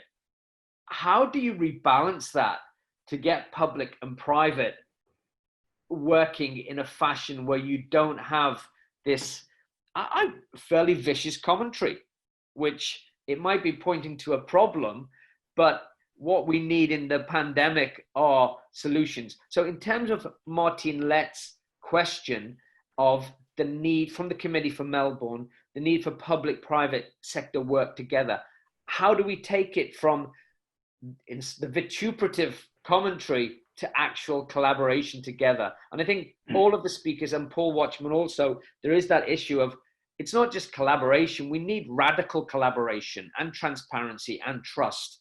So commentary fine to point of a problem, how do we get to a very collaborative model where we deal with these things in a pragmatic and practical way? I'm going to come to Gordon Noble and also to Martin Rich, who are going to comment back on what they've heard as well. But let's just play with that question for a while, that public-private context of collaborating, and not just old collaboration, radical collaboration to solve issues. Has anyone got any thoughts or comments or response, or do you fully agree with the commentary in the Australian? Sorry, Paul. Sorry, go ahead. Okay. David. Well, I was going to just jump in and say, look, given, I mean, yes, that's one particular commentator's view. But the problem about public-private is in part because, you know, the community is cynical about the private piece, because what they have seen is private means excessive profit taking, poor quality service, and so state governments, who are responsible for most of the privatisation or public assets, are very careful about stepping in this space. But to pick up what Peter was just saying, what it's going to require to solve one of the key issues facing our community in social housing is collaboration and a partnership between the private and public sector. And I can say, institutional investors, it's not a question of funding or an appetite. There is a very strong appetite for us to invest in social housing. What we haven't had is the structures in place to enable us to do that. That is changing though. So we are seeing some really good collaboration in state governments. Recently in New South Wales, CBUS with NIFIC, the National Finance Housing Body, have come up with an arrangement which is going to be piloted, which will see new stock built. We're funding it. It's starting with 70 houses, but it's scalable. And basically what it is we're providing cheap finance to community housing sector to build new stock, and we're getting a return because, excuse me, long-term leases are giving us a steady income. And there's more to do in this space, but there is hundreds of millions of dollars available from the private sector that could address part of the problems that are in our community at the moment. Just want to give a practical example. Paul, you're on mute. Paul, you're on mute. Oh, sorry. Yes, AstraZeneca, Oxford University and Cambridge University. AstraZeneca have put a lot of resources, as have the universities, into developing a vaccine, and they have agreed to scale it up at costs, etc. So they're moving towards it, and it's quite interesting for a pharmaceutical company.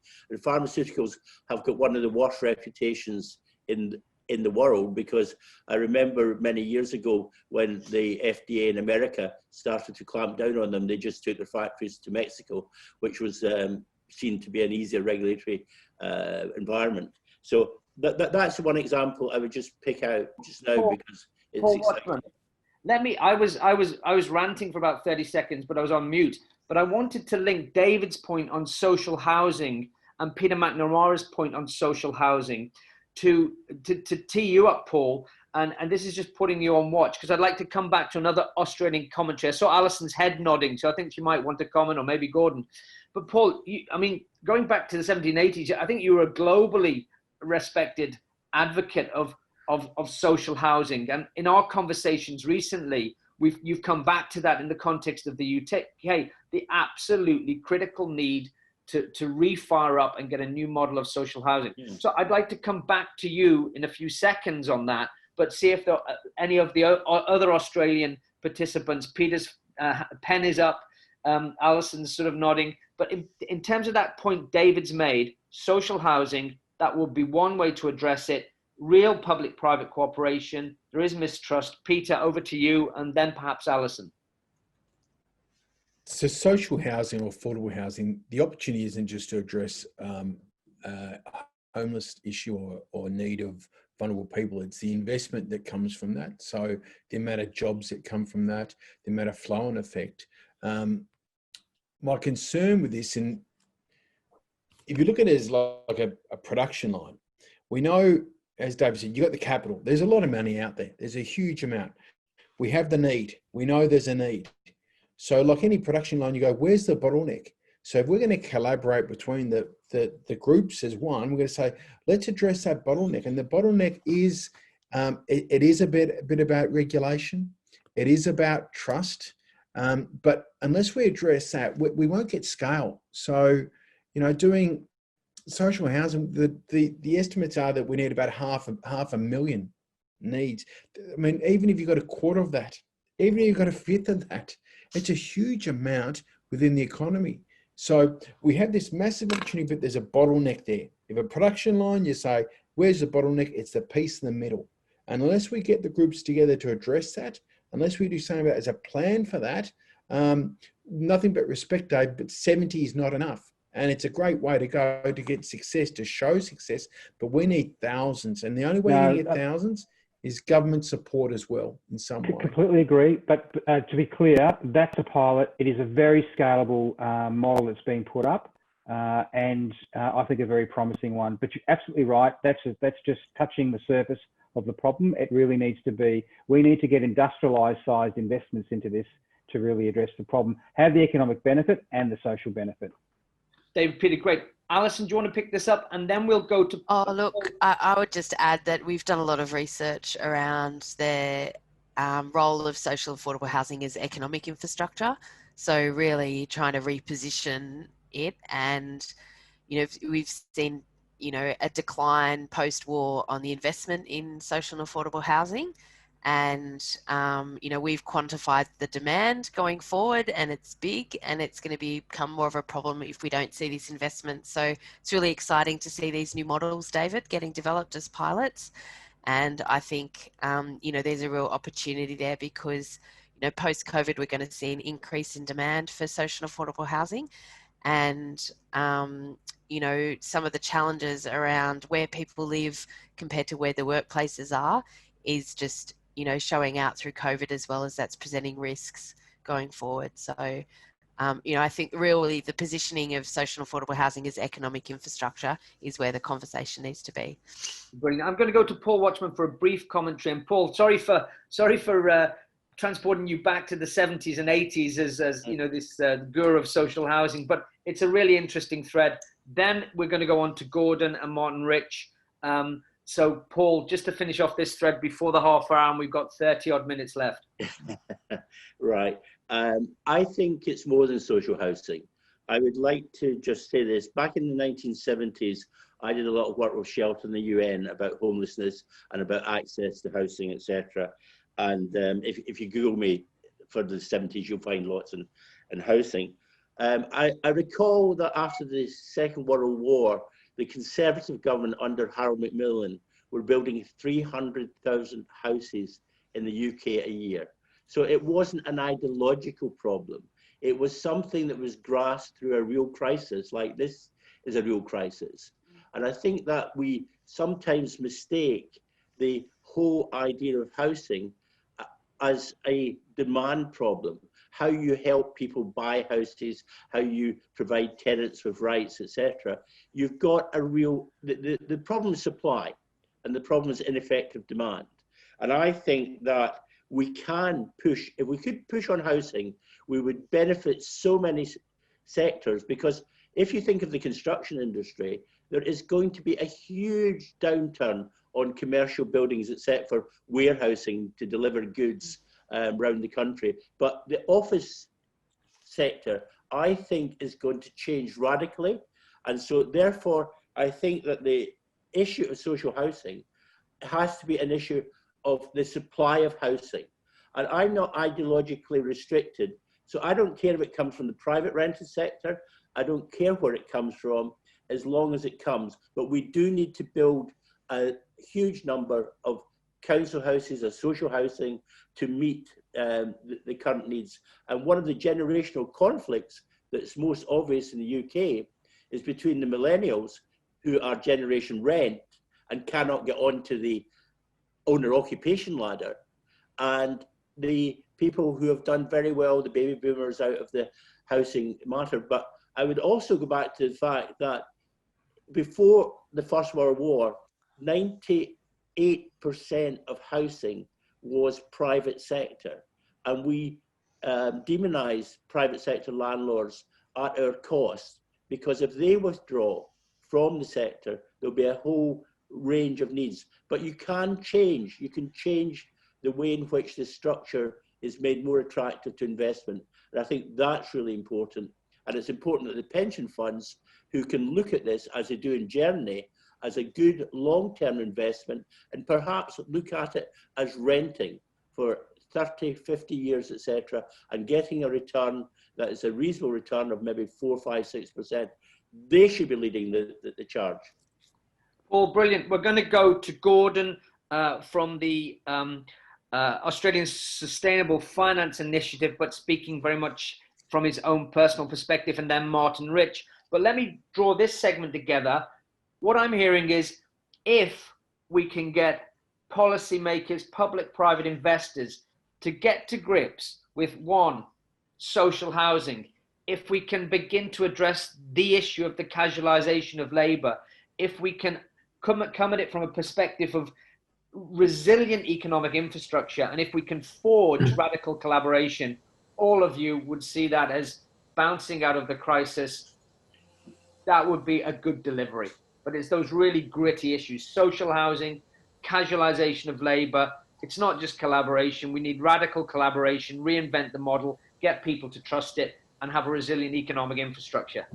That would be good. All agreed? Good. All right. So listen, we're going to two great minds, Gordon Noble, to begin to unpack this, and also Martin Rich from Future Fit Foundation, which is one of the convening parts of this whole global process. And they've very kindly contributed a thought leadership paper, which we can distribute afterwards, and which is on the website. But firstly, to Gordon to begin to unpack and to fuel the final conversation over the next 20 minutes. Gordon, the floor is yours. Thanks, Paul. Look, to start, I'd like also to acknowledge the traditional owners of the land upon which we meet, and I'd like to contextualise that because you'd noticed that the three Australian speakers all did the same, just to contextualise why we do that. It wasn't something that was a a common part of the way we would open meetings. It has become so. And what we're seeing, which is a really strong positive, is actions that are going beyond that in terms of, for instance, reconciliation plans, which are now across a number of businesses. So I think that's quite important in terms of the context of the conversation. Look, there's a lot here to unpack. What I might actually start with is Martine's comment in terms of the politics. And I speak as someone who's been a political advisor, who's been a political advisor for the Labor Party, who has been on the other side and has been coming into the Parliament talking to government, MPs, senators, etc., about different issues. One of the things I think we need to do, yes, we've got a very, very tense political environment.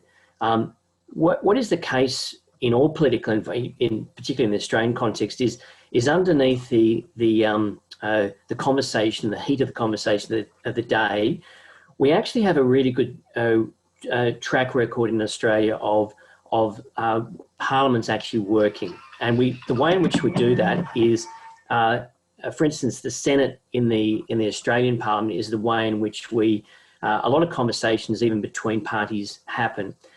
And the reason I'm pointing to that is I think it's important, and I'll come to Peter's point about we need to demand collaboration. And I think we actually need to structure ourselves for collaboration and not just demand it. So in order to have the collaboration, one of the challenges that we often have with our relationships with government is that when there are conversations from business or finance sector coming to government, we come with a wish list, things that we want. And I think that's really what we need to change. We need to be able to come with solutions. And I think David is unpacking some of those innovative models that are available. Some of those conversations we've had state governments actually come to the financial services sector over the last few years. We as a sector probably weren't ready for those conversations. And I think we need to use the crisis to do that. So I guess that's the first point that I'd make, that we're not really structured for collaboration at the moment, and we need to find the way to do that. Just to reflect on the first question, which is Australia, were we fit for purpose in terms of COVID, were we ready? One of the positives that I saw in terms of the work that I was doing is we had across the financial services sector in particular, the individual organisations all had pandemic plans, and they all swung into action very, very quickly. And part of the reason we had the plans was because organisations were taking those risk management responsibilities seriously. But we have to acknowledge the role of the regulators in this regard, APRA, and also even at the Australian government, the Federal Treasury. And we actually have the head of Treasury at the moment who's done his PhD around health economics and has even written papers on pandemics. So the financial regulators did actually play that role in ensuring that the sector in particular had the pandemic plans in place. So they swung into place very quickly, which was a positive. Where we're at now, and I think this is the challenge that was coming out in the conversation, and by the way, a storm's hitting here right now just as we speak, so if I lose any reception, I can hear a hailstorm arriving. The challenge, and it's been referred to by a couple of speakers, but this is not going to be over when the pandemic's over. Partly the reason is because we are an open economy, migration will be cut off, that's going to impact on new housing starts, that's going to flow through the whole of the economy. As someone who is previously as a trade union organiser in the 90s recession here in Australia, and also seeing that playing out even in the UK, I've seen how the financial services sector reacts in relation to recessions. And that's a challenge for us coming forward, because we have a highly leveraged population in terms of household credit. And we have, at the moment, a huge number of Australians have taken holidays in terms of their mortgage payments. So that's not something that the banking sector in particular can not manage. It will need to manage. So that's going to be coming forward in 2021 at a time when the economic challenges are going to be there, simply because we won't have migration coming through, which has been a big part of the Australian economy. Look, I just want to pick up the three comments from David's comments about getting balance between the short and the long term, Alison's comment about the surge in localism, and Peter's comment about the demand in collaboration. Just really finalised by saying, at the moment, I think to link those points, I think some of the architecture is missing in terms of, for instance, we have a universal health system, we have unemployment benefits, we have a pension system. We don't have anything for crisis.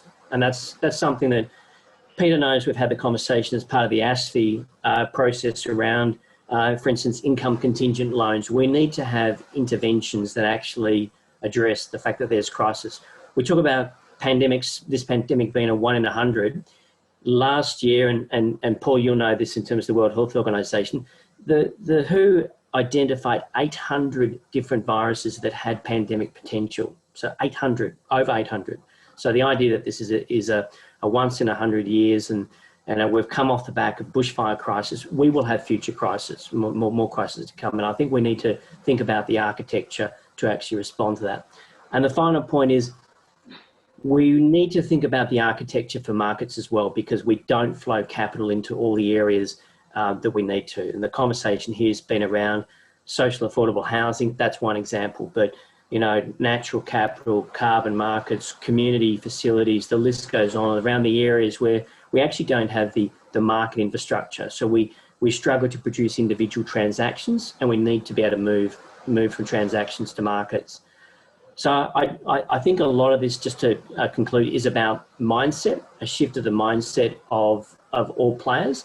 And, to finalise on Peter's comment about demanding collaboration, we've got to find the structure for collaboration. They'd be the main points I'd make, Paul.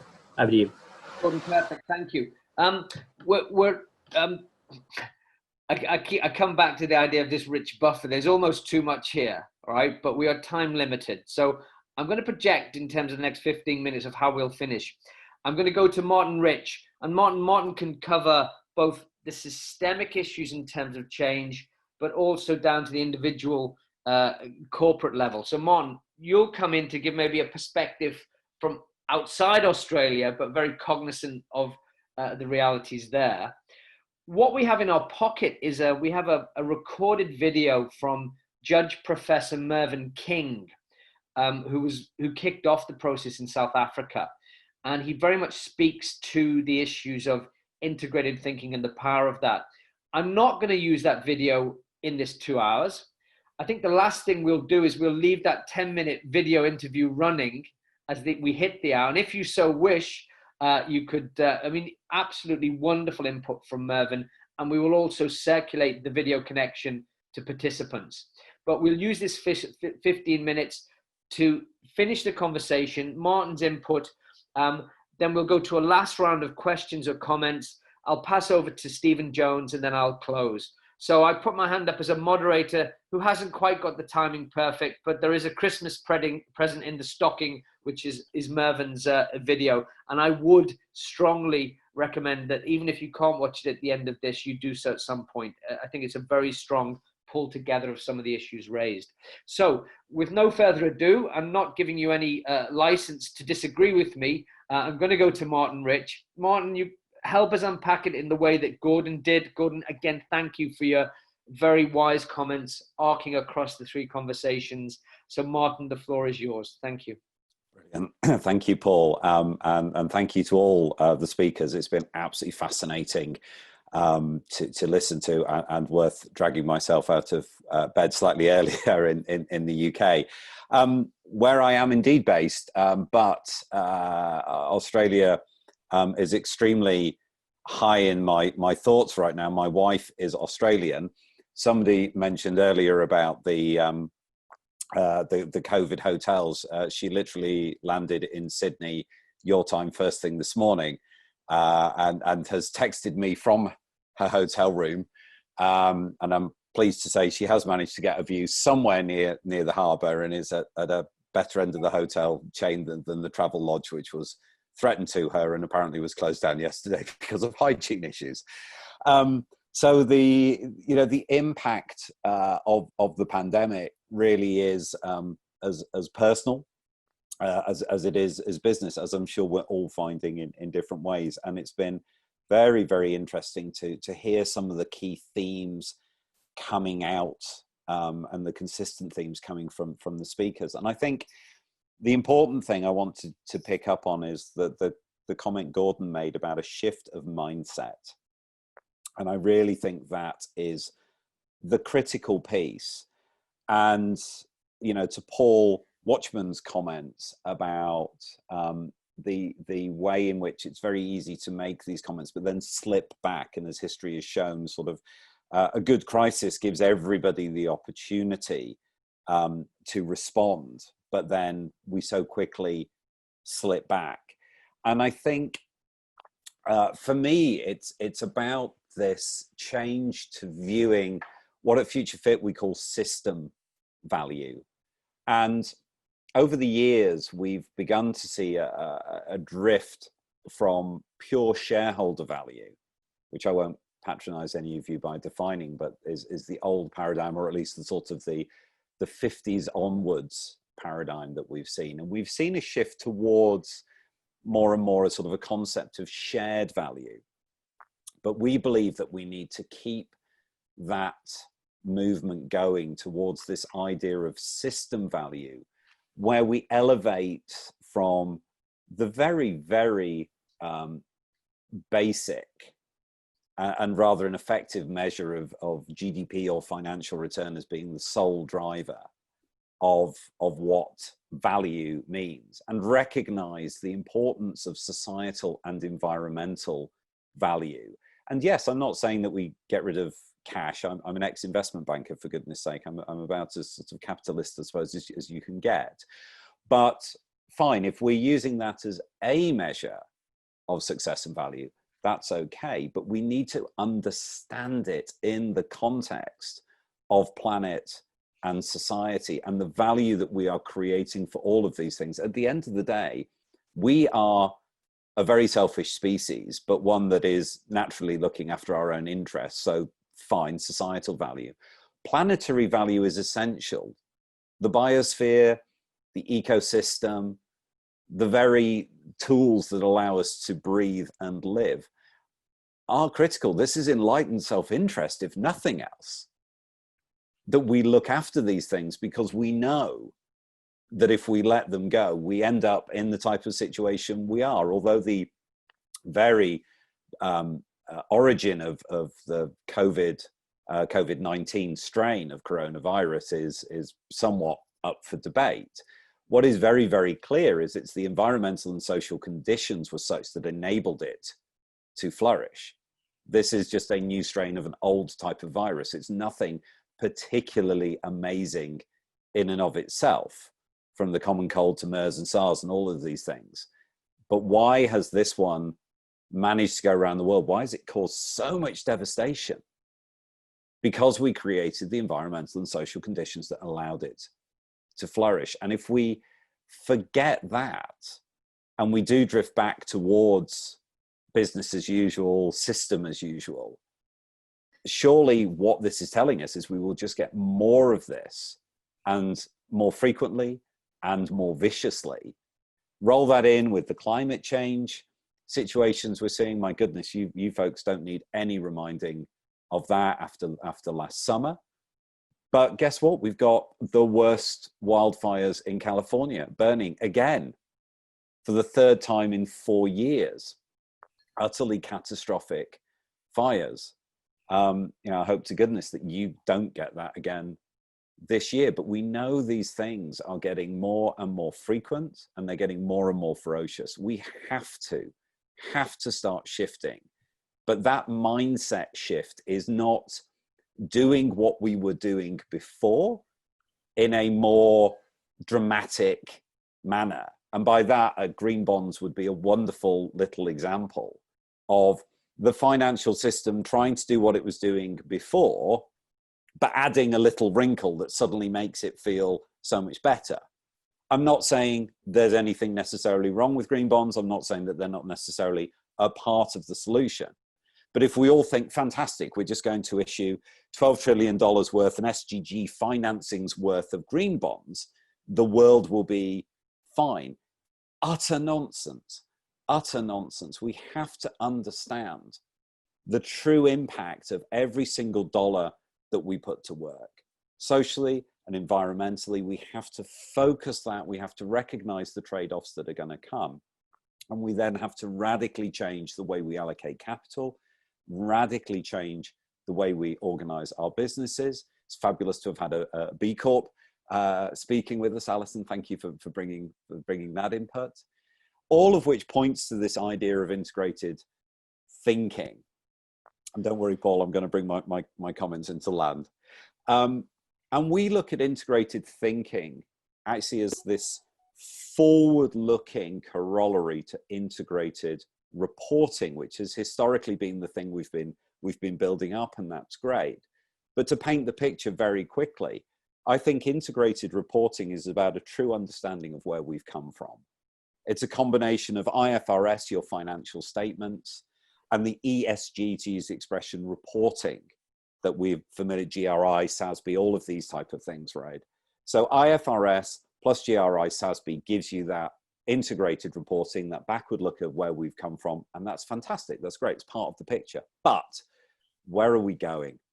And integrated thinking to me is the mirror of this looking forward. IFRS tells you financially where you've come from. Management projections tell you where you are going, and any analyst will tell you that's essential. The GRI, SASB, the integrated, the ESG reporting tells you where you've come from, but where are we going with that? What is the systemic forward-looking thinking? That's the future fit gap, and some other, B Corp and others are looking into that space. So for me, it's about where are we going? Yes, financially as a business, but where are you going in integrating true sustainability into the core of your business? David, you made those comments in your 2 hours ago now, right back at the start, about integrating sustainability into the DNA of a business. It's not about corporate responsibility added on. It's not about philanthropy added on. It's about integrating this systemic value thinking into the core of the business and how a business is going to flourish because of the environmental and social benefit it brings, not in spite of. That, to me, is true integrated thinking and the change of mindset we need. Martin, Rich, thank you very much indeed. We the wheels are down, not quite touched the runway yet, but we're getting close. So I'm going to go to one round where anyone who wants to make a brief comment or question, where's this going to go? Where are these conversations going to go? Okay, so end of the year, after we've done X many countries, we will deliver, and I use the word with some circumspection, a report to the United Nations World Investment Forum in Abu Dhabi. But on my head, the two events we've had so far, the richness of the discussion in terms of really practical, pragmatic, focused input and ideas, that's what will come out of the report. It won't be a report which will be stored in a warehouse. We want to advise the policy piece in a very, very sharp and direct manner in terms of what's required. So again, it's been a rich conversation. But let's finish off. Any thoughts, comments, deep concerns? You want your money back? Whatever there is, put your hands up and we'll take it forward. And I'll pass to Stephen in a few minutes to close, and we'll then run the Judge Professor Mervyn King video. So anyone, the floor is open.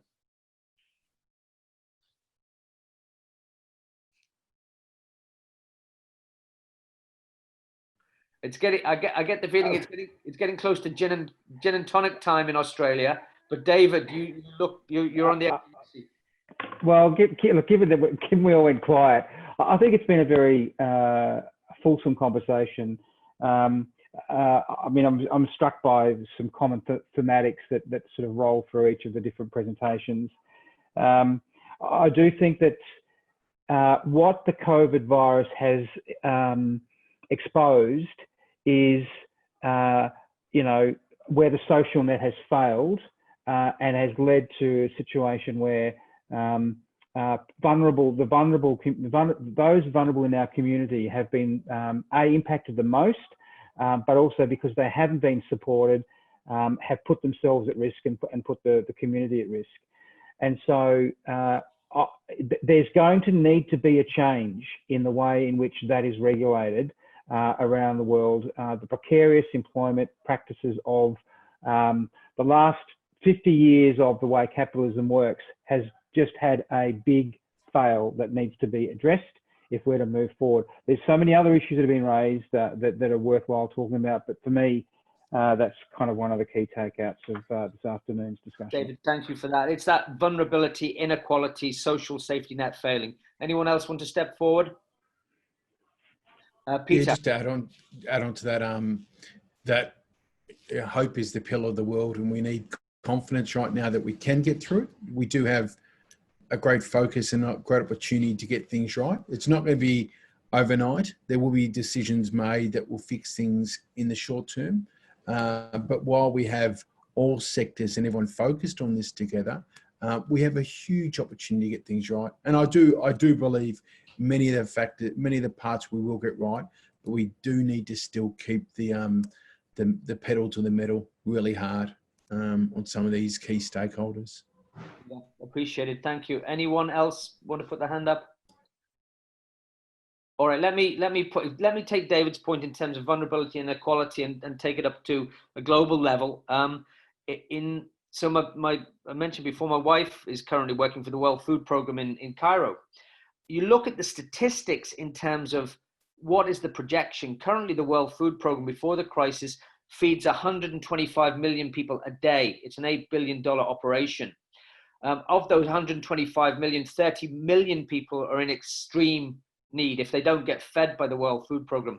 The projections going ahead is that figure by the end of the year will go from 125 to at least 250 million. And it won't just be people in the last mile settings. There is concern about the ability to feed people in an urban setting. So I think that magnifies that the vulnerability, the lack of social safety net, that we're seeing a jump from 125 to possibly 250 million in terms of simply feeding people. And those are some of the fault lines at a global level which have been exposed. And so this is serious business. And I just wanted to add that to take the conversation from the national and the regional context to some of the realities we're seeing at a global level.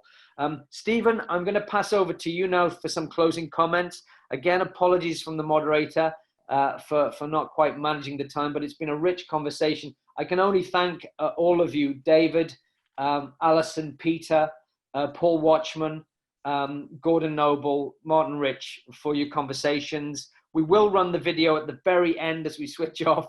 So if you've got popcorn and some Coca-Cola, you can watch it. And also we'll participate. We'll distribute the link for the Mervyn King video. It's well worth watching. It's very short, but we'll do that. So Stephen, over to you for the last couple of minutes, and then we will formally close. My thanks. Been a privilege to moderate. We will take this forward, and we'd like you to stay involved in the global community. We've had South Africa, Australia, Japan next, Brazil at the end of the year, with 5 countries in between. So Stephen.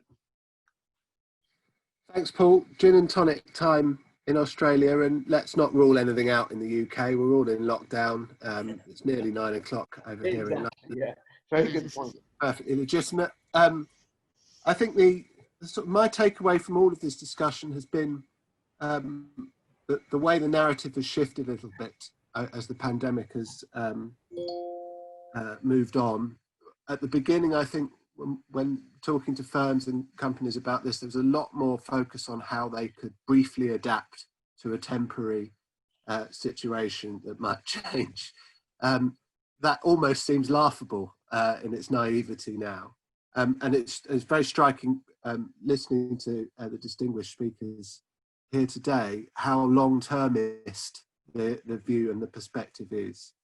And that we can't simply just sort of think, well, can we just conduct business but just do it remotely and it'll all be fine in the new year? You know, we're talking about much more existential issues around how markets recover, how companies should forge alliances with governments and state actors to work.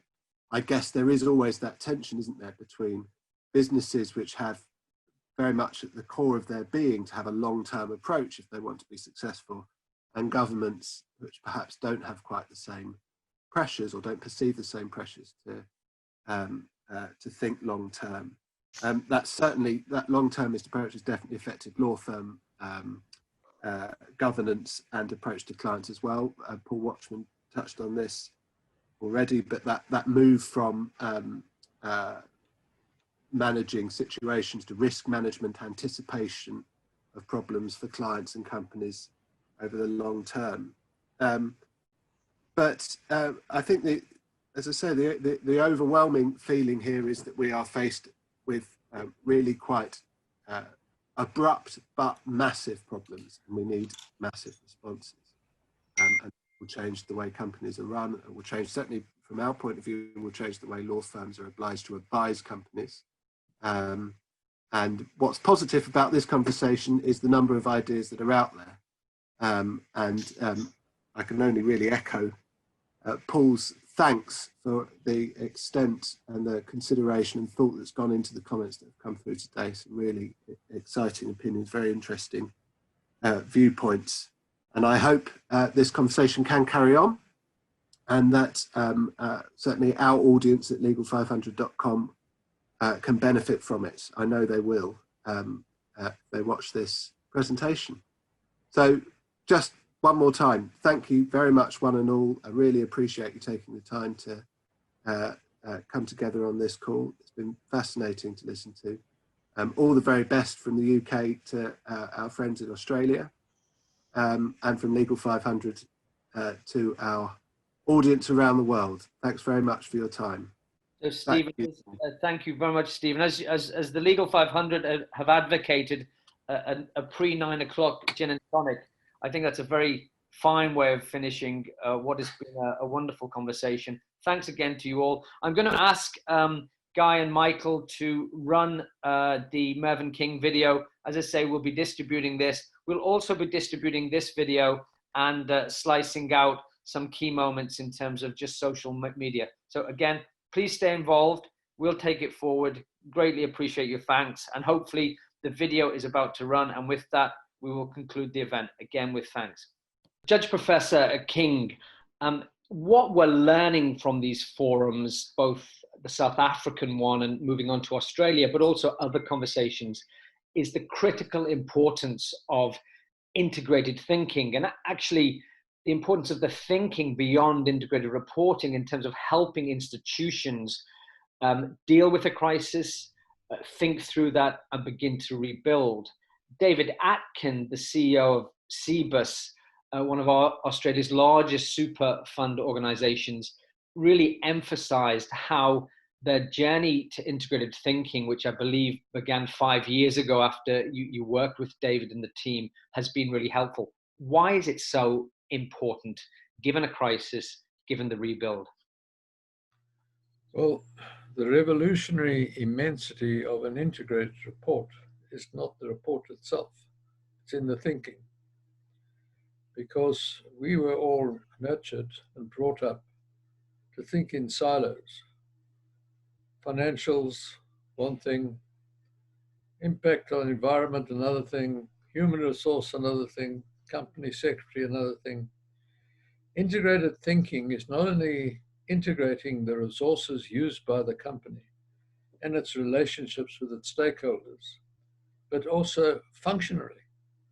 So the functions carried on in a company, governance, risk, human resource, internal audit, company secretary, if the one doesn't talk to the other and they're not integrated, you could have a huge problem in the company. For example, if the head of risk management picks up a new risk, doesn't communicate with the head of internal audit, who doesn't communicate with the company secretary, who's preparing a pack for a board meeting, prepares the pack for the board meeting, and the board meeting has the same risk matrix and the same heat pad, and doesn't have this risk before it, but then proceeds to make an uninformed business judgment call from a risk point of view. So it's critical.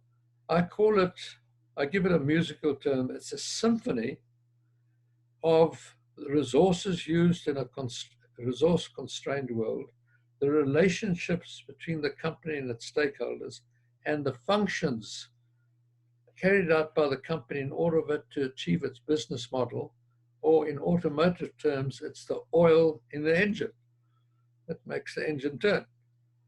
So integrated thinking, as I've said around the world, one thing I am proud of as a founder of the whole movement is that the thinking is the critical issue.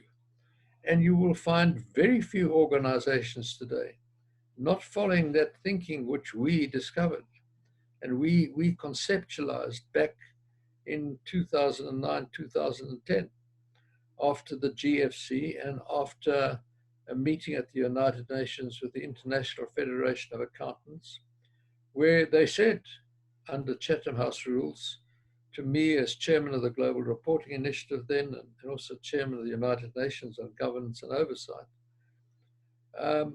that they had to accept that financial reporting was critical, but not sufficient to discharge the duty of accountability, because the makeup of market caps was roughly at that stage 20% were additives in a balance sheet, according to financial reporting standards, and 80% made up of the now called ESG factors.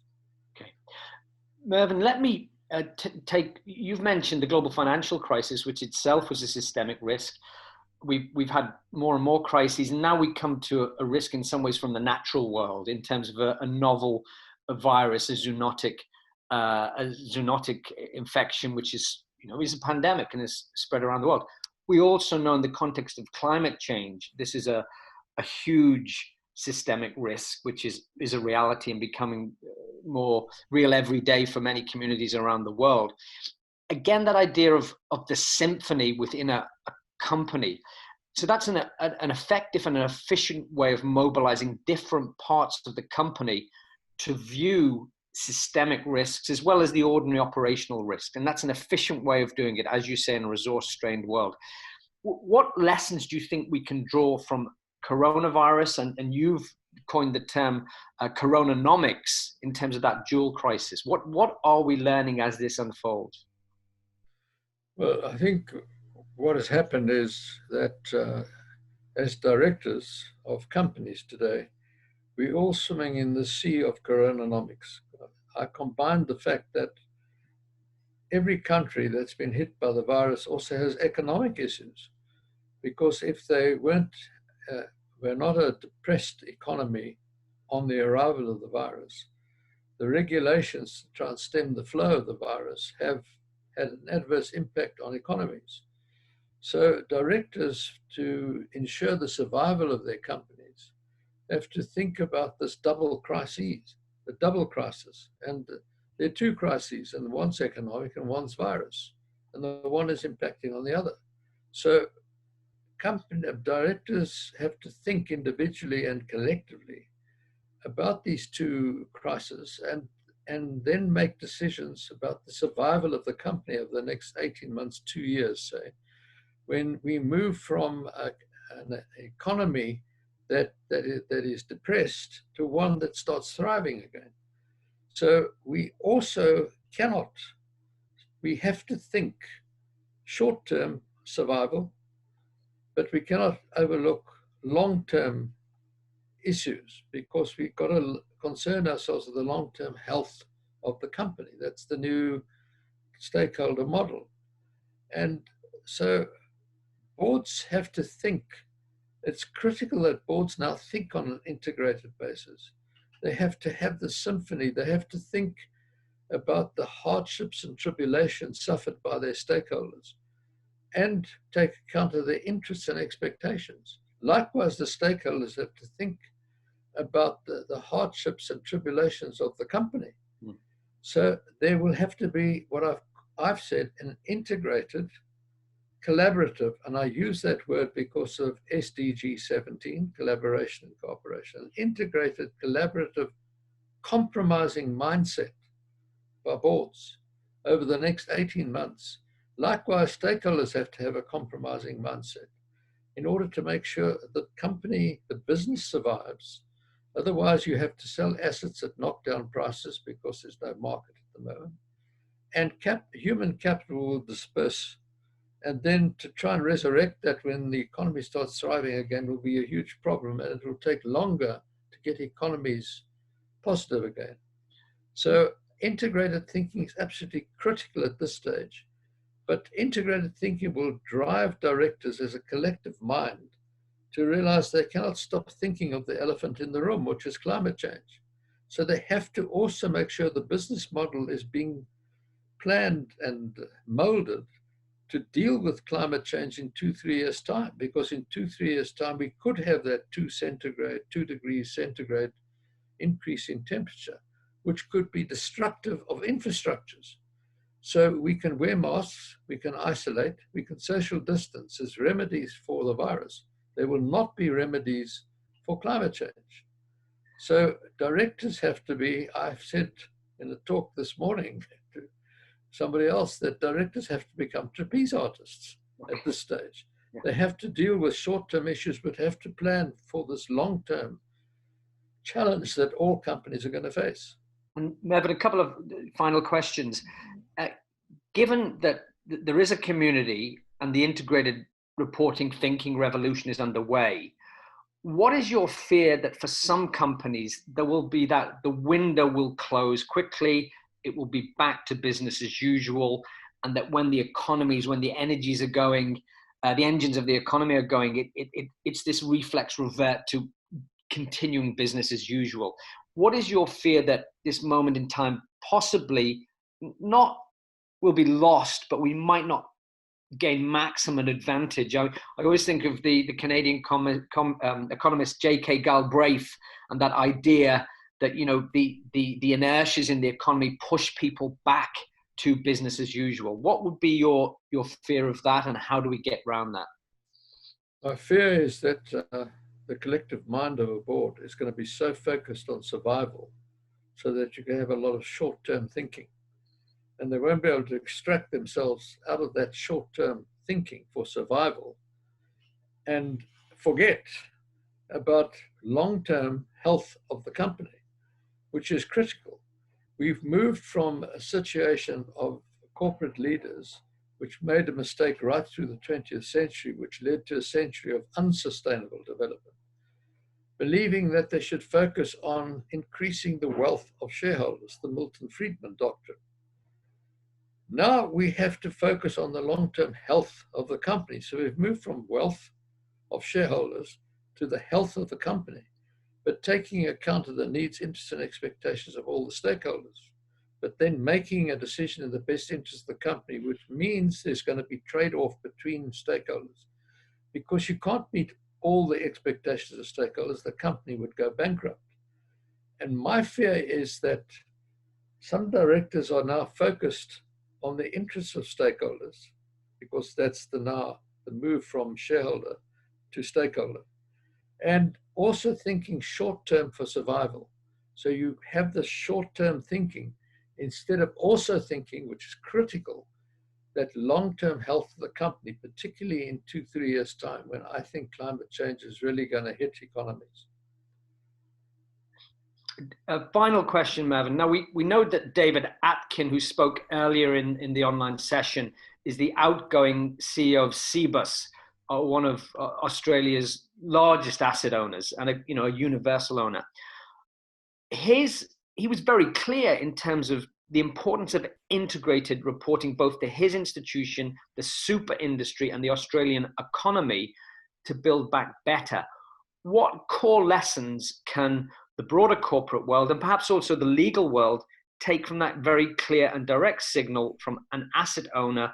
You have to think in an integrated manner in terms of a forward pathway for investment and to make yourself an investable organization. What would be your takeaway from David's work over a decade? You're correct that I and Lady Liz Prescott from KPMG in Australia spoke to Cbus about 5 years ago. And I think they started on their journey of thinking on an integrated basis and doing an integrated report. I think it's particularly important for a superannuation fund such as Cbus, which I think is the second largest in Australia, to be able to report in a manner which discharges their duty of accountability. Because after all, their stakeholders are pensioners. And you think about it, the ultimate. And they are dealing with pensioners' money, people of, say, 40 years old who are going to retire in 25 years' time. So they need to be able to think on that integrated basis on the long-term health of investee companies in which they're investing those beneficiaries' monies in the equity of those companies. So they have to think long-term, but they have to also be accountable in an understandable manner. The basic premise of being accountable is to be understandable. Now, financial reports have become incomprehensible to the average pensioner or pensioner-to-be because of the complications of financial reporting standards. What has happened in the ESG cluster, or the non-financial assets as it's called, I think they all have financial outcomes eventually, is that there is a plethora of information that's come into companies through the internet. And knowledge is getting lost in information in that ESG cluster. And directors have to focus their mind and spend more time understanding what is relevant and pertinent to the business of that company and extract the material issues defined as that which is having an impact, adverse or positive, on the three critical dimensions for sustainable development: the economy, society, and the environment, and explain it in clear, concise, and understandable language, not in GRI speak, or SASB speak, or IFRS speak, or US GAAP speak, but in clear, concise, and understandable language, so that the trustee of those pension funds or the superannuation fund can make an informed business judgment call that as a matter of value creation, this company will probably be around in 25 years' time, when a lot of money has to be paid out, actuarially calculated, to their beneficiaries. Just Professor King, I can only thank you again for your input and your wisdom and your support of this process. I mean, you kicked us off in style in South Africa in the middle of June. We're continuing today in Australia, and next up is Japan. So again, with thanks, and good luck with your ongoing mission, or multiple missions, including the Good Governance Academy, of which I'm now a supporter and a big fan. So thank you, Mervyn. Thank you very much.